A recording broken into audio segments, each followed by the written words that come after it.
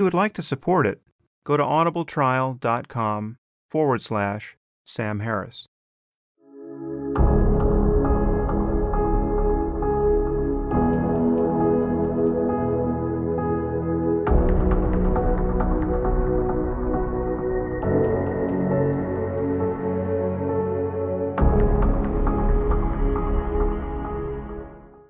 Welcome to the Waking Up Podcast. This is Sam Harris.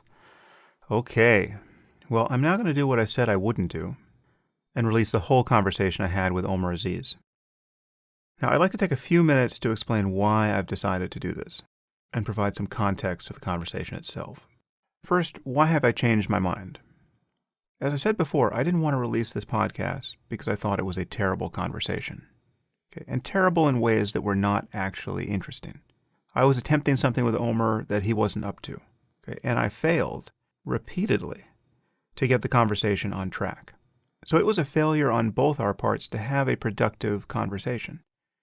And I just felt that broadcasting this failure wouldn't be good for anyone, and that listeners would find it incredibly frustrating.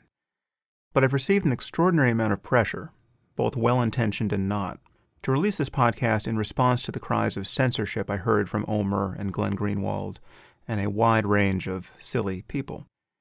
And this pressure has come not merely from the silly themselves, but from my actual supporters who say that my not releasing the podcast is making the job of defending me much more difficult than it needs to be. According to many of you, even though I told Omar in advance that I wouldn't release the podcast if I thought our conversation had been a total waste of time, my not releasing it is too easily spun as my hiding something, and incredibly as my infringing on Omar's right to free speech. Okay, so many of you tell me that I am harming my cause by not releasing it. Now, I don't know whether you're right or not, okay, but I've decided to assume that you are. Now, paradoxically, my claim that the podcast was too boring to release is no longer true, right? Because given all the controversy, and given the charges that Omar has leveled at me, given the speculation that he might have defeated me in a debate and revealed my ignorance of all things Islamic, the podcast is suddenly very interesting to many of you. Not to me, but to you. So, I've decided to adapt to these changes and release the podcast. But before I do, I want to give you a few facts.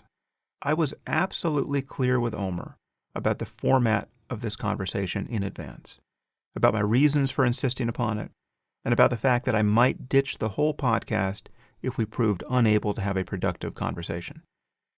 Now, as you'll hear, we discussed the possibility of my not airing the podcast at the very end of the conversation, in a surprisingly collegial way, given how ugly this aftermath has become. And he seemed to understand. Now, on this point you should know, I've been on the receiving end of this sort of thing many times before. For instance, I once sat with Robert Wright, the journalist with whom I've had many disagreements, for a 2-hour interview on his video podcast, The Meaning of Life TV. Now, to my knowledge, that conversation never saw the light of day. Okay, I have no idea why. It has never once occurred to me in the intervening years to cry censorship. And Robert never explained why he didn't release the podcast. And he never told me that was a possibility. Okay, I once sat for an hour in the NPR studios and spoke with Guy Raz for his TED Radio Hour about the talk I gave at TED on the foundations of morality. Guy killed the episode because he had trouble finding another speaker to, quote, balance my views. Now, I found this annoying. Okay, it is annoying, but never in a million years would it occur to me to think that Guy had infringed on my freedom of speech. Nor would it occur to me to publish an article in Salon alleging that Guy had said some extraordinarily hateful and embarrassing things in our conversation as a way of trying to force him to release it as the only way to clear his reputation, which is what Omar has done to me. Now, when Omar grows up, if he grows up, he will realize that people make editorial decisions he doesn't always like. And unlike the way I've treated him, they usually won't tell him about this possibility in advance. And they won't let him make his own copy of the broadcast and release it just because he wants to. Now, as I told Omar in an email exchange explaining my position before our conversation, I once went on the Today Show. Okay, I took 2 days out of my life. I traveled across the country. I spent 90 minutes doing a roundtable interview with a few religious people in Meredith, Vieira. and my appearance was cut down to a single sentence and a reaction shot of me looking confused. There is no recourse when this happens to you. People get to control their own broadcasts. So this charge of censorship is ridiculous. But I've been persuaded by many of you that even though it's ridiculous, it still looks like I'm hiding something, and that I don't trust people to come to their own judgments about who made more sense in my conversation with Omer. And there is some truth to both of these claims. Okay, first, I have been hiding something. My decision not to publish this was, by definition, a decision to hide something. I've been hiding a fruitless and surprisingly painful waste of my time. Okay, and very early in this conversation, you'll hear my patience begin to fray. In fact, I don't start with a lot of patience. Because remember, I was talking to someone who had already proved to be amazingly dishonest in what he wrote about my book with Maajid. He wrote a viciously stupid review in Salon to begin with. And this is why I wanted to talk to him. But once I started getting wrapped around the axle with him, in attempting to discuss his review, I got very annoyed. And that certainly didn't help the conversation get on track. And I absolutely consider that a failing of mine. This is not who I want to be in the world. And it's not who I want to be on my own podcast. So, given that I couldn't get Omer to stay on topic, and I couldn't even get him to realize that he ever went off topic, and I grew more and more frustrated by this, and we never arrived at an understanding of anything of substance, it's only natural that I didn't want to publish the result. In fact, when I declared the broadcast too boring to release, that wasn't quite accurate. Okay, the truth is, I found it too boring to even review. Okay, I started to listen to it, but I found that I just could not bear to spend any more time with Omer. Really with me and Omer. I hate who I was with Omer. But in response to this controversy, I've now listened to the whole thing. For the first time. And most of it is terribly boring. But parts of it aren't, actually. And I recommend the last hour over the first two, if you're only going to listen to part of it. I can't say I recommend you listen to any of it. In my view, this is a conversation that should have never happened. I should have recognized, based on what Omer wrote in Salon the first time around, that there was no way I could have a real conversation with him. Now, as to the second point, about my not trusting people to come up with their own intelligent assessment of what went on here, that's actually somewhat true. Okay? There are many people I don't trust to do this. In fact, I trust that they will come to the wrong conclusion about what happened here. In fact, some already have, based on the excerpts I released in my last podcast. Many people have declared that I broke my promise to Omer by releasing those clips. I said I wouldn't edit him, and now I have. But of course, I only released those clips to respond to the false charges he's now made in multiple articles online. In any case, you and Omer are now getting the whole podcast. Be careful what you wish for. But let me give you one example of how many will get confused by Omer. Consider this a brief field guide to human stupidity. Listen to this clip that I aired on my last podcast. So the problem for me, in general, just to step back before we get into the text here, is that I understand Abu Bakr al-Baghdadi better than you understand me and Maajid. And I can actually say this with certainty because you are absolutely wrong about me and Maajid. And I could ascribe beliefs to al-Baghdadi at random and do a better job than you've done here. I could throw the I Ching and come to a better understanding of his motives than you have come to an understanding of ours by reading and reviewing our book. The only thing I want to say to that is I think I understand Baghdadi better than you and Maajid understand Baghdadi, because I actually factor in to account his political strategy, his geostrategic policy that he's had in Syria and in Iraq that's allowed al-Qaeda in Iraq, the Islamic State in Iraq, to go from being a ragtag group of rebels that was decimated in 2011 to be this very powerful militia in 2016. And that, like the political factors, and I hope we get to them, those are things that you and Maajid don't discuss. I don't see you taking an interest in. Okay, but that's a totally separate point. I mean, whether you understand Baghdadi better than I do, we can discuss. I'm saying that I understand him, this person who is practically infinitely distant from me on the moral and political and religious and intellectual spectrum, better than you understand me and Maajid, And we have told you our motives for writing this book, right? So that's what I find so strange here. Sam, I don't care about your motives, though. I don't like. For me, it's what the book says, right? And what you said before. You describe, or what we're going to get into is because one of the things I'm going to take issue with very early on in your review is your ascription of motives to us. Here is what actually happened there. I made a point about how completely Omer misunderstands my and Majid's motives for writing our book. He did this in his Salon review, in the very opening paragraph.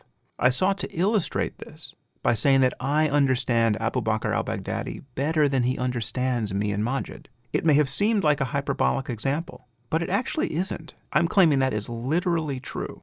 Omer then just changed the subject and claimed that he understands Abu Bakr al-Baghdadi better than either Majid or I do, because we ignore politics and he doesn't. When I pulled him back to the actual topic I had raised, he claimed not to care about our motives in the first place. This is wrong on every conceivable level. Okay, he changed the subject. What he said was just a non sequitur. He then made a claim about my and Majid's ignoring politics, which is itself untrue. It's especially untrue of Majid. His whole focus is on political Islam. And then when I brought him back to the topic, he denied that he cares about our motives at all. Okay, which is also totally false. The first paragraph of his essay directly impugns our motives. He claims we wrote our book just to make money. And he had said as much on a previous podcast. Okay, so this is a small masterpiece of deflection and dishonesty, which, yes, many people will not recognize for what it is. Even now, when I perform an autopsy on this moment, many people will not understand what Omer did wrong. In fact, I've already heard from people who listened to that clip on my last podcast who said, he really got you there on politics. He understands al-Baghdadi better than you and Majid do. Okay, these people are destined to love Omer's side of this podcast. But for anyone actually paying attention, you will hear me struggling in vain to keep Omer on topic. He confidently asserts points, like the point about al-Baghdadi you just heard, that are non sequiturs. Sometimes I follow him down that rabbit hole, and we wind up discussing these topics, and sometimes I don't. And when I don't, I am sure his audience will interpret that as my having conceded the irrelevant point he just raised. But as you'll hear all too clearly in places, I found the resulting conversation deeply frustrating. Okay, if there is anything in this podcast that embarrasses me, it's just how annoyed I let myself get, and very early on, merely having a conversation with another human being.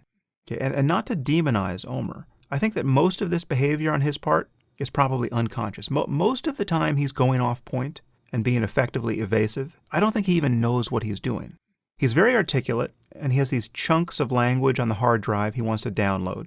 But the true things he says are usually irrelevant, and the relevant things he says are usually false. And that is a toxic combination. Okay, especially for me. I mean, that is my kryptonite. Okay, so you will hear me at my least patient, and I'm not proud of who I was in those moments. And you will also hear a fair amount of despair from me at points. This is not the despair of someone who was worried he was losing a debate. I mean, on the contrary, if you want to view this as a debate, there are several moments where I appear to win it outright by full knockout. True to form, Omer didn't realize he had been knocked out, but you will. I wasn't trying to have a debate. I was trying to have a truly honest conversation. And the despair you hear, especially at the end, was over the discovery that this just wasn't possible. But here's what you will not find in this podcast.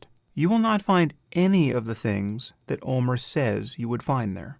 Virtually every word in his recap of our conversation on Salon is a lie. He claims that I said things I didn't say. He read into my silences other things I don't believe and would never say. He claims to have demonstrated my ignorance on topics about which I'm not ignorant, and which were among the many irrelevant points he raised and we barely touched. But most incredible of all, he said that somewhere in this conversation you are about to hear, I, quote, demonized Muslims to such an extreme degree that it verged on bloodlust, and that I communicated in some way that, quote, Muslim-looking or brown-skinned bodies were of no human value to me. Now, I don't know how he thought he could get away with that.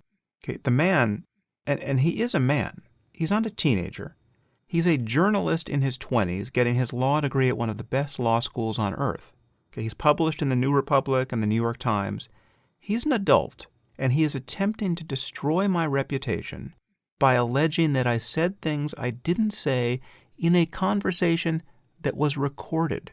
Okay, and I have the recording, which I can choose to release, as I'm doing now. And he did this so that I would release it. What on earth was he thinking? Well, I'll tell you what I think he's thinking. I think Omer understands that he is writing primarily for an audience that does not care whether or not he is honest. They just want to see the people they disagree with demonized. And this is the audience that Glenn Greenwald writes for, and Chris Hedges, and Reza Aslan. And I'm afraid Omer is right. But that's not my audience. Okay? And when you guys tell me that I've done something that makes me look less than honest, that matters to me. A lot. And what's more, it quite obviously matters to you. I'm often charged by people like Glenn Greenwald with having a cult of followers who just agree with everything I say. As far as I can tell, your tolerance for me appearing to be intellectually dishonest is non-existent. And I wouldn't have it any other way. And the fact that so many of you thought it looked shady for me not to release the full podcast, that really bothered me. So here it is. Now, as you might imagine, I've elected not to spend the $500 to $1,000 it would have cost me to clean up all the breaths and mouth noises. We've edited out all the big Skype glitches and bathroom breaks and coughing fits. And there were many moments when Omer and I were talking over one another, which on Skype just becomes a total mess and you can barely understand what's being said. And the same thing winds up being said a moment later once one person just stops trying to interrupt the other. So, in the interest of preserving your sanity and your hearing, we cut those bits as well. But, just to be clear, every meaningful sentence of our conversation has been preserved. And now, for better or worse, I give you Omer Aziz. I've got Omer Aziz on the line. Omer, thanks for coming on the podcast. Thanks for having me, Sam.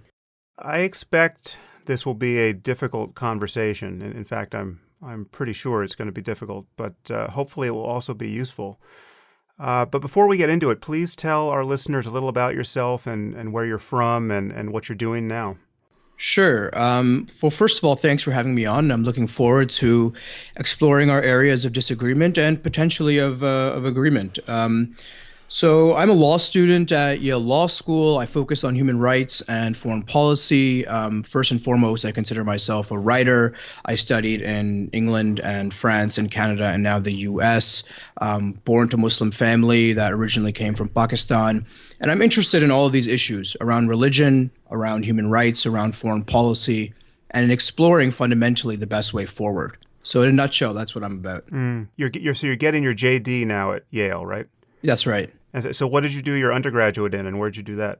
So I did my undergraduate in politics, but really more so in books, because I spent it more not going to class, of course. And I did it in Canada at Queen's University. I did my master's in international relations in Cambridge, but again, I didn't go to class. I spent my time traveling throughout the Middle East, and I think that was really where my perceptions of Islam and the Muslim world changed a lot. I think before that, I was reacting, as many people who come out of religious families do, towards sort of the religion and culture of their birth. And so I probably would have agreed with you more at that point. But then, I went to Iraq and Jordan, for example, and did some reporting and saw it for myself, and then went and came to Yale to begin my JD.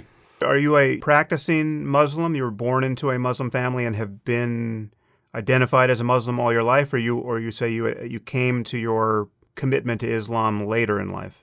Yeah, well, I mean, I come from an interesting family that I think is representative, really, in terms of one of my parents being very secular and very skeptical, and one of my parents being very believing but not proselytizing. And so I was practicing at one point. I don't like that term now. I identify culturally as a Muslim and was within the community of Islam because it was part of my upbringing. When Eid comes around once a year, I want to be with my family and want to celebrate. But I'm philosophically agnostic, and so you could say I might even agree with you on the question of whether God exists. Right. Okay. Well, I'm talking to you now because of the book review you published in Salon, That's right. My favorite website, in which you wrote very critically and dismissively about the book I wrote with Maajid Nawaz, Islam and the Future of Tolerance. And so rather than just talk to you about the review in general, I'm going to have you read it out loud on the podcast so that we can discuss it point for point. Now, you've agreed to do this, but under some duress. You told me by email you think this is a terrible idea. But I want our listeners to understand why I've structured the conversation this way. Now, first, you can say anything you want. I mean, I'm simply insisting that you also read every word of your review so that our listeners can hear it and I can respond to it. But you can make any caveats or supporting points you want, and we can talk about anything under the sun. I just want to deal with your review first and pretty systematically. So there's, just to be clear, there's absolutely nothing about this that is closing down debate or conversation. I'm not going to edit anything you say unless you ask me to. Sure. So here's why I want to focus on the review. First, it's a very common experience for a person to read a review like this, or even to write one, and to have no idea what the target of this kind of criticism could or would say in response. Because there's simply no good format in which to answer charges like this. And so as an experiment, I want to use my podcast for this, if only just this once. And in particular, I want our listeners to know what it's like, and I want you to know what it's like for me to read a review like this, actually almost in real time, sentence by sentence. Because it seems to me you can't possibly know how fully this essay of yours misfires from my point of view. I mean, you took the time to write it. Mm-hmm. Presumably you think your statements are clear and accurate and that you've built a very damning case against me and Maajid, in particular me. But there's almost no single sentence here that survives scrutiny. And I want to demonstrate this for you. Yeah, and let me just make a quick point. My initial reservations to doing it in this format, and I highlighted this when you said it's never been done before, and my suggestion that it's never been done before is because this could descend into a kind of Talmudic parsing of, single sentences and words that won't be helpful at all. Now, I'm going to give you the benefit of the doubt and say that's not going to happen. On the second point, I think in an earlier podcast you said that I really hate you or I hate Maajid and I hate you even more, and I want to correct that. I don't hate you and I don't hate Maajid. I find some of your ideas to be repugnant, and I was responding to those. I didn't call you a racist. I didn't call you a bigot at all. I didn't call you any names. I'm merely contending and responding to the ideas that I read in your book. And so that was my intention, at least. Okay, well that's fine, and we'll get into what you said specifically and its Sure. implications. And again, it's not going to be a rabbinical parsing of every word, but I do want to move through it systematically. And I want to also make clear that my goal isn't to embarrass you, and my goal really isn't even to debate. Ultimately, I'm trying to bridge the gap between your essay and the cynicism that it communicates to me, and what I would consider a real conversation. But I think doing this is going to take some real work because I think we're very far apart on the page, and I'm going to, obviously I'm going to cut you some slack because I understand that no one writes an article like this anticipating to then have to read it to its primary target. And I can only assume that even if you kept your opinions about me as they are, you would probably phrase a few of these points differently in the context of an actual conversation. So I think one thing to make clear up front is that your insults don't matter to me. I don't take anything you've written personally. Good, you shouldn't. The problem is I don't take anything you've written to heart at all because it's as though you're writing from another universe here. And this is what I find so troubling, and this is why I want to have this conversation. So the problem for me in general, just to step back before we get into the text here, is that I understand Abu Bakr al-Baghdadi better than you understand me and Maajid. And I can actually say this with certainty because you are absolutely wrong about me and Maajid. And I could ascribe beliefs to al-Baghdadi at random and do a better job than you've done here. I could throw the I Ching and come to a better understanding of his motives than you have come to an understanding of ours by reading and reviewing our book. The only thing I want to say to that is I think I understand Baghdadi better than you and Maajid understand Baghdadi because I actually factor in to account his political strategy and his geostrategic policy that he's had in Syria and in Iraq that's allowed al-Qaeda in Iraq, the Islamic State in Iraq, to go from being a ragtag group of rebels that was decimated in 2011 to be this very powerful militia in 2016. And that, like the political factors, and I hope we get to them, those are things that you and Maajid don't discuss. I don't see you taking an interest in. Okay, but that's a totally separate point. I mean, whether you understand Baghdadi better than I do, we can discuss. I'm saying that I understand him, this person who is practically infinitely distant from me on the moral and political and religious and intellectual spectrum, better than you understand me and Maajid, and we have told you our motives for writing this book, right? So that's what I find so strange here. Sam, I don't care about your motives, though. I don't like. For me, it's what the book says, right? And what you said before. You describe, what we're going to get into is because one of the things I'm going to take issue with very early on in your review is your ascription of motives to us. But again, let me just step back for a second. You're a very smart person who is capable of writing about these issues honestly. I mean, in fact, I told you by email that you had a piece in the New Republic about jihadism, I think it's called The Soul of a Jihadist, that I totally agreed with, right? So that's the mystery I want to attempt to resolve, that you could write an article on jihadism that I could recommend almost without reservation, and yet you could review my dialogue with Maajid so uncharitably that I can honestly say, from my point of view, that you communicated nothing but your own confusion and prejudice. Okay, so my goal here, again, just to be clear, is I want to bridge that gap, essentially between your two articles. But I really think it's not going to be easy because, from my point of view, almost no sentence in your review does what you think it does. That's where we're starting. And I think the only other thing I want to say before you start reading your review is that our listeners should know that I've sent you a version of it where I've marked many places where I think there's something for us to talk about. And I did this because, given the time lag on Skype, I didn't want to continually be talking over you as you began reading a new sentence or paragraph. So you have the complete text of your review marked by me, and you'll just read sections, and then we'll pause and then begin speaking about relevant points.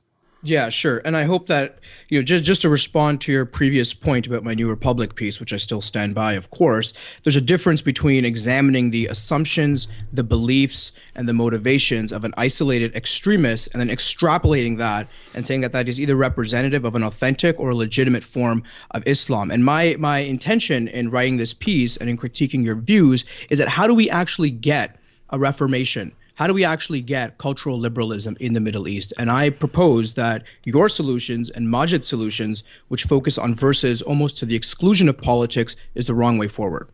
So that's what I'll say on that. Okay, well, let's go. Please start with the title.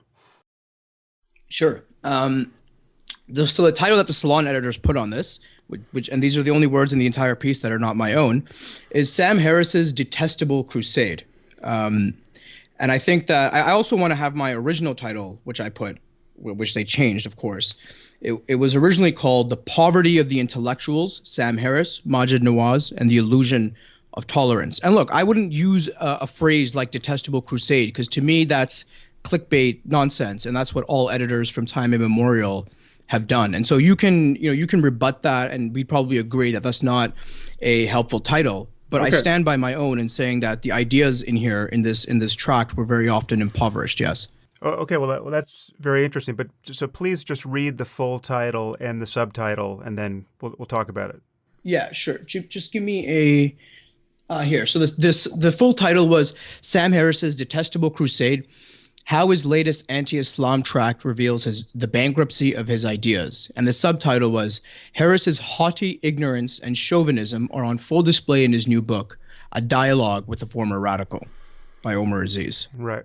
Okay, so it's interesting as I expected, you didn't write this title, and you're not actually happy with it, so now you are, I think, the third writer from Salon who I've communicated with. One of them is another Muslim who's just as critical of me as you are, who felt the need to apologize for the title that Salon put on their... No, I don't apologize. I don't apologize because these are not my words. They're on my article. But this happens with... you've written before for public magazines as well, and you're well aware that editors choose the titles. I'm not saying you're apologizing for yourself, but it's not a title that you stand behind. Let me just point out, in case this blew by people too quickly, as with almost every other Salon article about me, there isn't even a pretense of journalistic objectivity here. I mean, there's clearly an editorial policy there to make me look as bad as possible. And here the reader is told, just straight out told, that my work is detestable, my ideas are bankrupt, that I am haughty, ignorant, and chauvinistic. And I pointed this out in my last interview with Salon. This is the behavior of a tabloid. I mean, no real magazine or newspaper does this. But in any case, good. Just get into the article. Yeah, sure. So let's start. There are few get-rich-quick schemes left in modern publishing, but one that persists could be called Project Islamic Reformation. Writing a book that fits in this category is actually quite easy. First, Label yourself a reformist. Never mind the congratulatory self-coronation the tag implies. It is necessary to segregate oneself from all the non-reformists out there.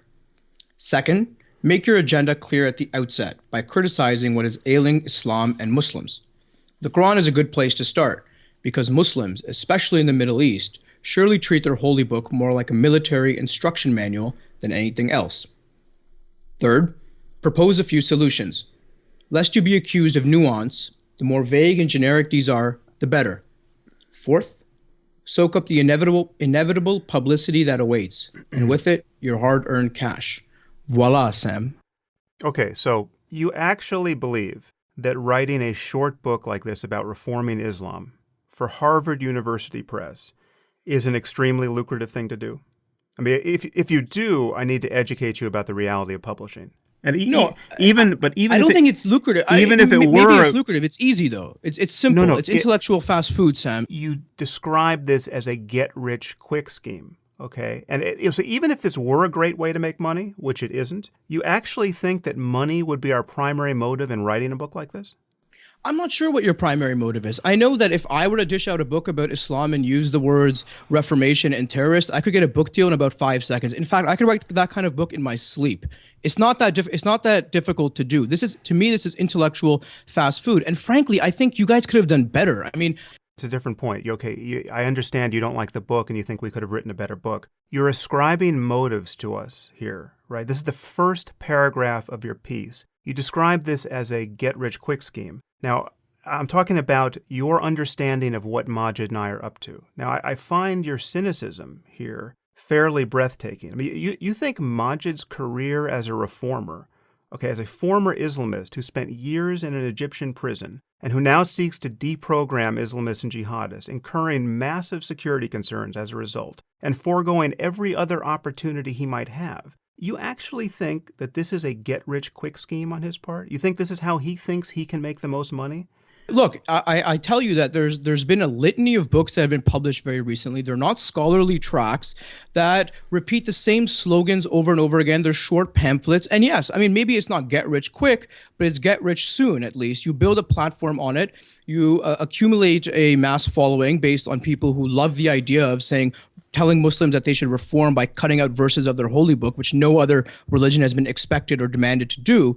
And yes, I mean, I don't think it's a serious intellectual exercise. Okay. Again, Omer, it's a different point. We can talk about whether it's a serious intellectual exercise, but do you think it's difficult to call for a reform of Islam in America today? Do you actually think it's difficult? Does it threaten your security? Absolutely. We will get into this. This is why one of the major parties of the democracy have been calling for this in very fascistic tones. I don't think it's an intellectually brave thing to do. I'm sorry. Omer, we got to move through this systematically, all right? I'm talking about your ascription of motive. You are making assumptions here which are flat wrong. First of all, there's Maajid's case of being a reformer and all very little standing in Muslim communities. The price he's paid for this, all right? So, the fact, he lost a wife and son over this, all right? And you are describing him as an opportunist who's just out to make a buck, okay? Now, I want to return to that. Affiliation with right-wing organizations is probably why I would do that. There are plenty of reformers that are working on the ground every single day. I'm not filibustering. I'm explaining. I'm trying to get back to the first point you're jumping off of, right, which is the ascription of motive. Now, speaking personally, I'm giving you information you don't actually have about me, all right? Speaking personally, right, the challenge for me is to make the work I do on this topic, the topic of Islam, remotely viable, and not to have the resulting damage done to my reputation by people like you not close the door to other opportunities. But viable to whom? Viable to whom? To Muslims? To no. To even get paid for it. Okay? Well, you describe this as a get-rich-quick scheme, right? But you realize that having people call you a racist and a bigot and a chauvinist and an Islamophobe isn't good for your career, right? Okay, you realize there's a cost to this. Do you realize that many people who agree with me on these issues just across the board won't touch this topic because they don't want to deal with the defamatory nonsense I deal with on a daily basis? Look, there are many white non-Muslim authors that have written books about Islam. This is not about you in particular, and you don't have the kind of offensive language in here that you've said before in terms of we are at war with Islam or all kinds of, yes, chauvinistic viewpoints. But I mean, back to my earlier point, I think that doing something like this is not difficult, and yes, it does make one money. In fact, I've been offered to do it myself, and I'm not afraid of being called anything, and I am critical of Islam. So, I mean, if you want to complain about having your feelings hurt, that's one thing. But let's have an actual discussion of the merits of what Reformation looks like. It has nothing to do with having my feelings hurt. Again, I have to linger on this point because you're so far from reality here and you're so satisfied that you're in touch with it. So just listen to me for a second. Again, I'm talking about me, my career as a best-selling writer and scientist. Right? You've made certain assumptions here, and they're Sam, totally you made your wrong. career by attacking religion, and that's totally fine. What were you doing before you wrote The End of Faith? Seriously, Omer. you were a PhD neuroscientist, right? You made a lot of money off of this. Here is a fact. Focusing on Islam, right, to any degree, writing this book with Maajid, having you on my podcast now, okay, alienates a significant percentage of my core audience. I mean, even the people who know I'm not a bigot, the people who see no more merit in defamatory Salon articles than I do, right, don't want to hear me talk about Islam and Islamism because it's the most boring thing in the world. Now, I can tell you that there is almost no one in my core audience who wants me to spend any more time reiterating my concerns about Islam. And yet you seem to think that I am pandering to a huge audience for mercenary reasons. There's not a scintilla of truth to this charge. You just conjured it out of just an unfriendly act of imagination. Yeah, well, I mean, look, if I look at your career and the things that you said before Sam Harris became Waking Up and Meditation Sam Harris, it's all been attacks on religion, and that's fair. But some of the things, of course, that you said about Islam before, which garnered a lot of controversy, rightly so, and I hope we can talk about that, your rhetoric, those are things that you should expect to be criticized for. And look, I don't want to talk about Islamism either. I've got a wide variety of interests and creative pursuits that I'd rather be doing. So this is on me as well.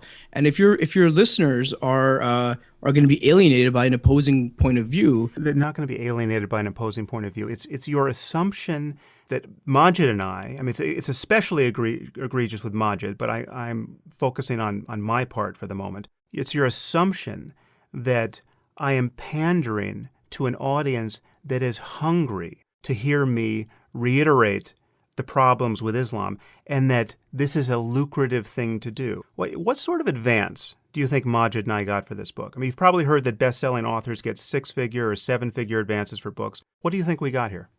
I'm not sure. You tell me. Okay, there was no advance, right? Yeah, and how much? And can I ask you? I mean, look, I don't want to go into your finances. That's your personal business, but look, this is Islam and the future of tolerance. You weren't talking about reformation of Islam 5 years ago or 4 years ago. You were just talking about attacking Islam, and this was originally supposed to be a blog post. If I'm not mistaken, that's not true. Let me just make one quick point. This was originally supposed to be a blog post, and this reads like a long email exchange between two people. I can't believe I spent $20 on it or whatever the price was. But and Maajid proposed that it be a book, and I think part of the reason for that, it's fair to assume, is that you would have made more money by publishing it as a book than you would have by publishing it freely on your blog.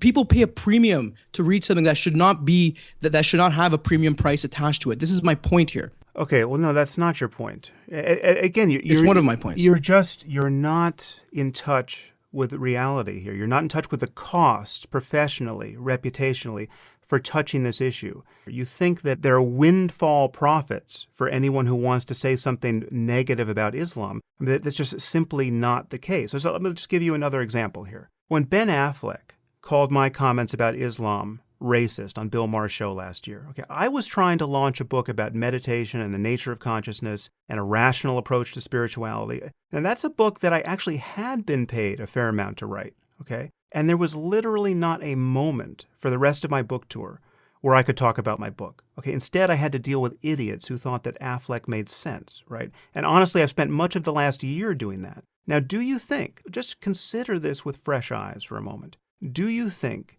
that when you're trying to launch a book about spirituality and meditation and a scientific understanding of consciousness, do you think that having to endlessly beat back charges of racism and bigotry is a good thing for marketing that book? Is that a moneymaker?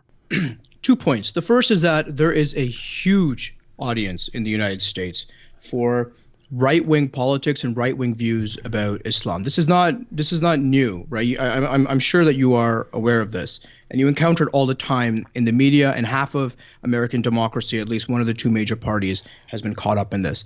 The second point is that the reason why people were so critical of you and asking you all those questions is because on that appearance on Bill Maher's show, you called Islam the motherlode of bad ideas. You threw out a number that at the time, I think that this is where some of your critics were unfair, where they said you pulled it out of thin air, and I don't think I give you more credit than that. But you called Islam the motherlode of bad ideas, and the guy next to you, Bill Maher, who I also really like, I think he's a funny comedian, and I love watching his show, but he compared Islam to the fucking mafia. Those are his words. Now, what do you expect people not to raise those questions when you're going around? The point I'm making is that there is a cost for this. This is not a self-serving, opportunistic, profitable thing to do. And most people who agree with me won't go near this topic because of all the pain it causes them. There is no upside to it. Now, yes, there are a few right-wing areas of publishing where a couple of people can sell books pandering to what you might call, I think more legitimately call, a racist or xenophobic or bigoted audience. But that is not the market for Maajid and me. And I mean, it's incredible that you're not seeing this. Okay, so I am someone who deals with many other topics, whose audience wants him to deal with other topics. At this point, almost anything but Islam, right? I mean, just picture this, right? I mean, do you think that anyone pays a lot of money to hear me come tell their students or employees that Islam is a terrible religion?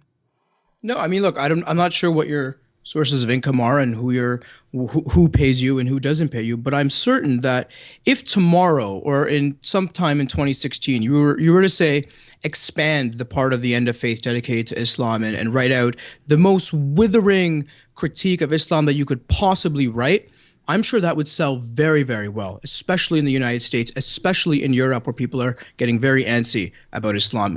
I mean, look, if you think that criticizing Islam and doing it in very heated rhetoric doesn't sell well, then honestly, dude, you're deluded, man. Like, it sells extremely well. You get platforms, you can go on the media, you can market your books, and you get more followers and more readers, and people want to hear that. You're wrong about this. Okay, you're wrong about this. I have 5 New York Times bestsellers under my belt now. Okay? The first one being The End of Faith, the criticism of religion, which started it all. Yes. Okay. But there's much more to the book than that, and it is not focused on Islam. And it was the first book in a wave of quote, new atheist books that started this publishing trend. You couldn't publish the same book today and hope to get lots of readers. And my book with Maajid, it was never expected to be a New York Times bestseller, hasn't been a New York Times bestseller, was not written because we thought this was a great angle to make a lot of money. It was written to communicate specific ideas, which I hope we will get into. And it was written as an example of a conversation that succeeded, right? But Maajid and I started out far apart when we first met, and we converged in a very happy collaboration. And we're putting it out there as an example of how a conversation on this topic could and we think should start. Now, the fact that you don't understand the reputational costs to this, the fact that you don't understand how much damage has been done to our public conversation on this topic by articles like the one you just wrote, right? And by periodicals like Salon that title them the way they title them, is flabbergasting to me. And I'll draw the picture even wider for you here, because you really just, you do not understand the implications of this. I mean, do you think that when it comes time to get your kids into elementary school, okay, after handing in an application, right, do you think that having to warn the director of admissions that a Google search on daddy might just turn up charges of racism and bigotry that aren't true, right? I didn't call you a bigot, once again. Chauvinist is in the title of the article, right? Yeah. I'm just saying that. I hope they would move past the title, which is what an informed reader is supposed to do. But you're well, they don't. But first of all, you're deliberately missing the point here. The reality is that to deal with this topic, Okay, especially as a white guy, but even Majid doesn't escape charges of bigotry and even racism. Even Ayaan Hirsi Ali doesn't escape charges of bigotry and Majid, I racism. mean, Sam, But the reason that, okay, you finish your point, then I'll respond. the point is that to broach this topic is to guarantee a whirlwind of unjustified charges of bigotry, chauvinism, racism, xenophobia directed at you, and an endless trail of this online. And this is something that self-respecting public intellectuals who value their time and their sanity are avoiding at almost any cost. Okay, I know these people. They're my colleagues. And the fact that you not only don't see this, just see it as just pure upside. For anyone who wants to defame Islam, they're just going to get a book deal, they're going to get rich, they're going to get feted in chauvinistic circles, and it's just going to be, a gravy train of bigotry that they can ride for the end of their days. That is insanity. There are always costs to entering the marketplace of ideas, regardless of what those ideas are. And there are, of course, benefits as well. And it's, in my estimation, the benefits in this case of attacking Islam and attacking Muslims, there are greater than the cost. And there should be criticism, and there should be withering criticism of people like yourself and of Ayaan Hirsi Ali, who basically call for war against Islam. Like, let's boil this down, because you're not an impartial arbiter or peddler of sophisticated arguments. You have said some very chauvinistic things, and you have rightly been criticized for them. Now, no one should be attacking you personally. No one should be threatening you. No one certainly should not be threatening your livelihood or your life. But people should have the right and the responsibility, and I think the obligation, to offer withering rebuttals to that kind of rhetoric. When someone says that it is time we admitted that we are not at war with terrorism, we are at war with Islam, that deserves extreme scrutiny because it is an extreme statement. Okay. Do you disagree? Look, if I came out, let me reverse this quickly. Let me reverse this quickly, right?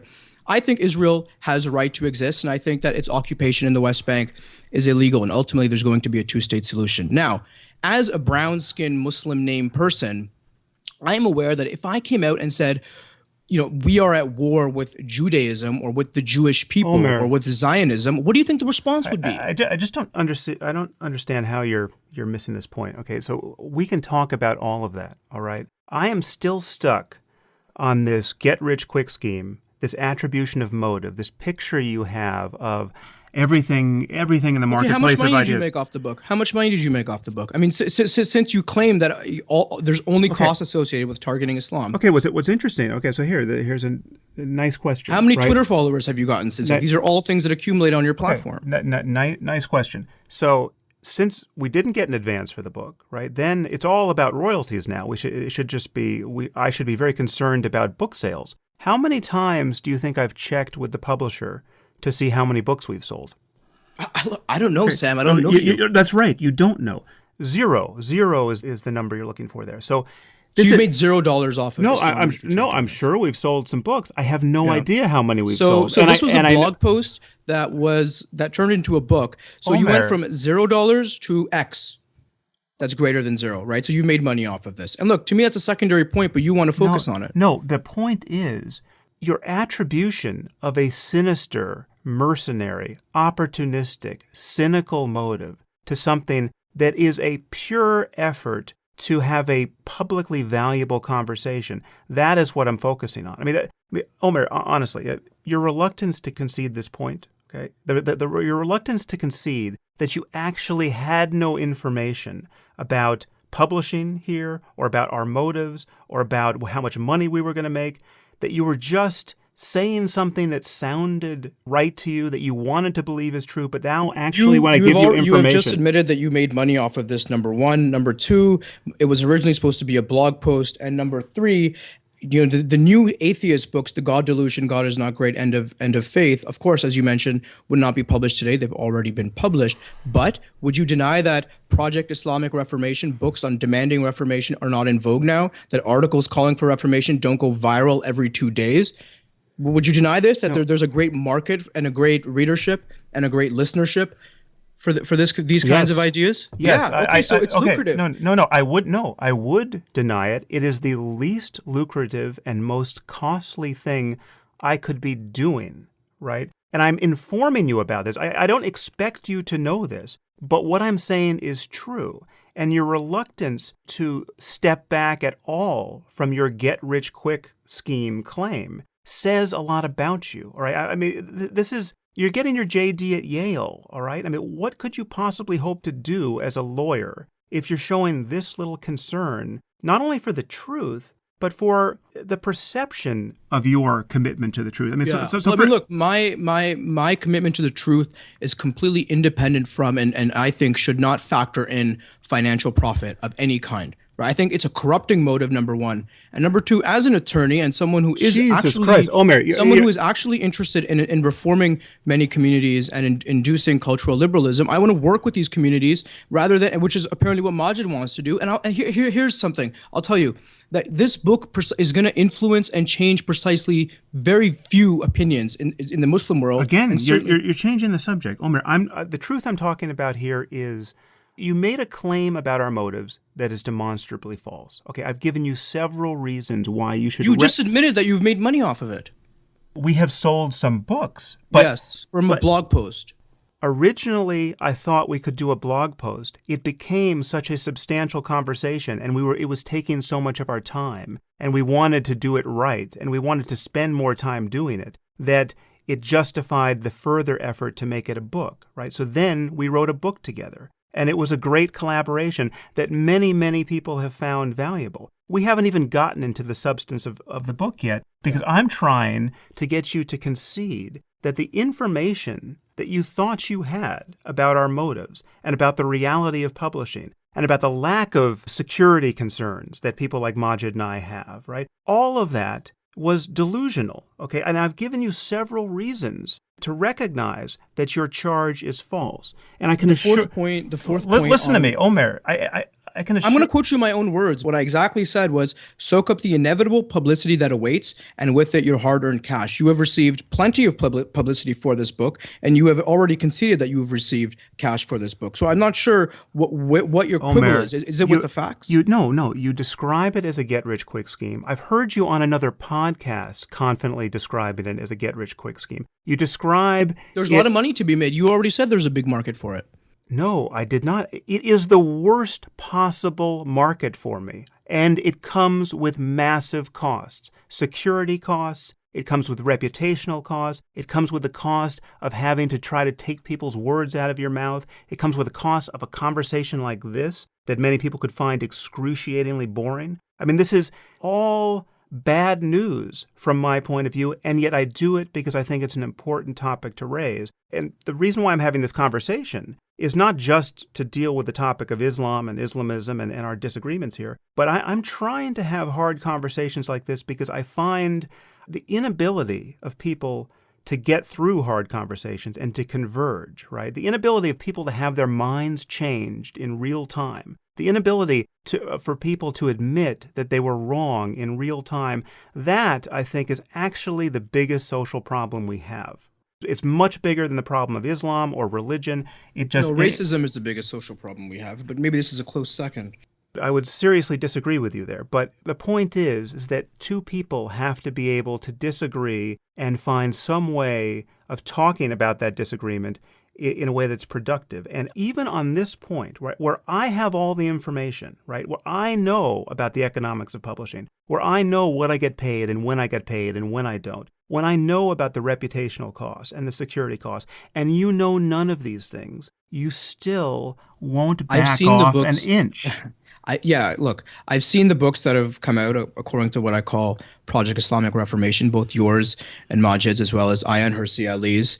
I recognize that there is a market for it because I could very easily enter this market and make money off of this kind of project. And you've already admitted that you made money off of this. And so look, to me, this is a secondary point. But if you cannot concede the fact or admit that there is money to be made and readers to be had by criticizing and denouncing Islam or calling for an Islamic Reformation, then I don't think we live in the same world. I mean, it's so clearly... My point, Omer, is not that there's no money to be made. My point is that this is the least good way for me to attempt to make money. And Maajid could make much more money doing something else. Ayaan Hirsi Ali could make much more money doing something else. We'll get to those because later in your article you make charges against them that I want to address. But here, we're still on the first paragraph here, right? This is the problem, all right? I've given you several reasons to recognize that this charge that we're involved in a get-rich-quick scheme is false. And I can assure you that our listeners will recognize it to be false. And you're tenaciously holding to it past the point where its falsity is obvious to everyone makes you look like an asshole. Yeah. Okay? Well, look, we've already established that there is a market for this and a readership for this, and that it is a trend. You know what you should have done then? If you don't want to create a perception of trying to make money, if you and Maajid don't, go and do a scholarly, serious study of Islam and what needs to be done, rather than a 128-page pamphlet. Which is what this, and this creates the perception of a financial interest, which is just as bad as having a financial interest. No. I'll tell you about why the book is short. Why the book is short is because people love short books now, and the reason why there aren't more of them. And again, let me just educate you. Please do not speak to me in such domineering tones. No. Okay, I do not need to be educated. I'm an educated individual. This is something you can't possibly know because everything you say suggests you don't know it. So let me just tell you, how many books have you published? Well, soon to be my first. Okay, well, let me tell you a dirty little secret about why there aren't more short books in publishing.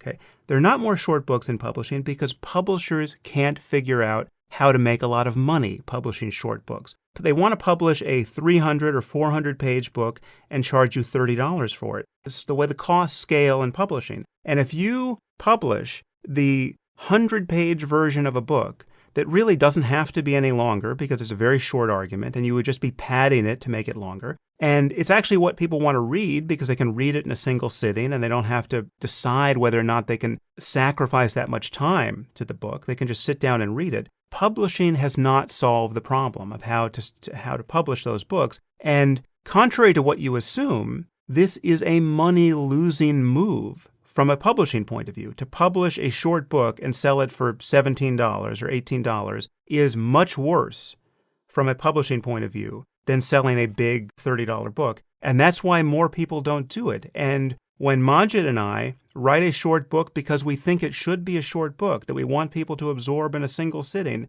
we are pushing against the merely mercenary, merely cynical, merely profit-seeking attitudes in publishing, contrary to what you assume. Let me just ask you a question then.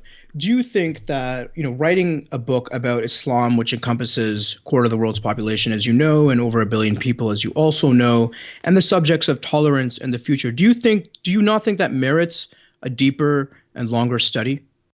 It merits a century of conversation, and Maajid and I have made absolutely no pretense to delivering the last word on this subject. We're trying to deliver a starting point, a novel starting point, which we did. But the price you pay for writing a comprehensive, scholarly, endlessly footnoted book is that you lose the people who can't invest that much time and energy into reading that book. And that's totally understandable. There's a place for both sorts of books. And we tried to write the book that you could hand to your friend who's been worried about this topic, but hasn't spent any time thinking about it, and say, listen, just take an hour and read this, okay? And that was our goal, and it's the goal we've accomplished. But the problem is you are...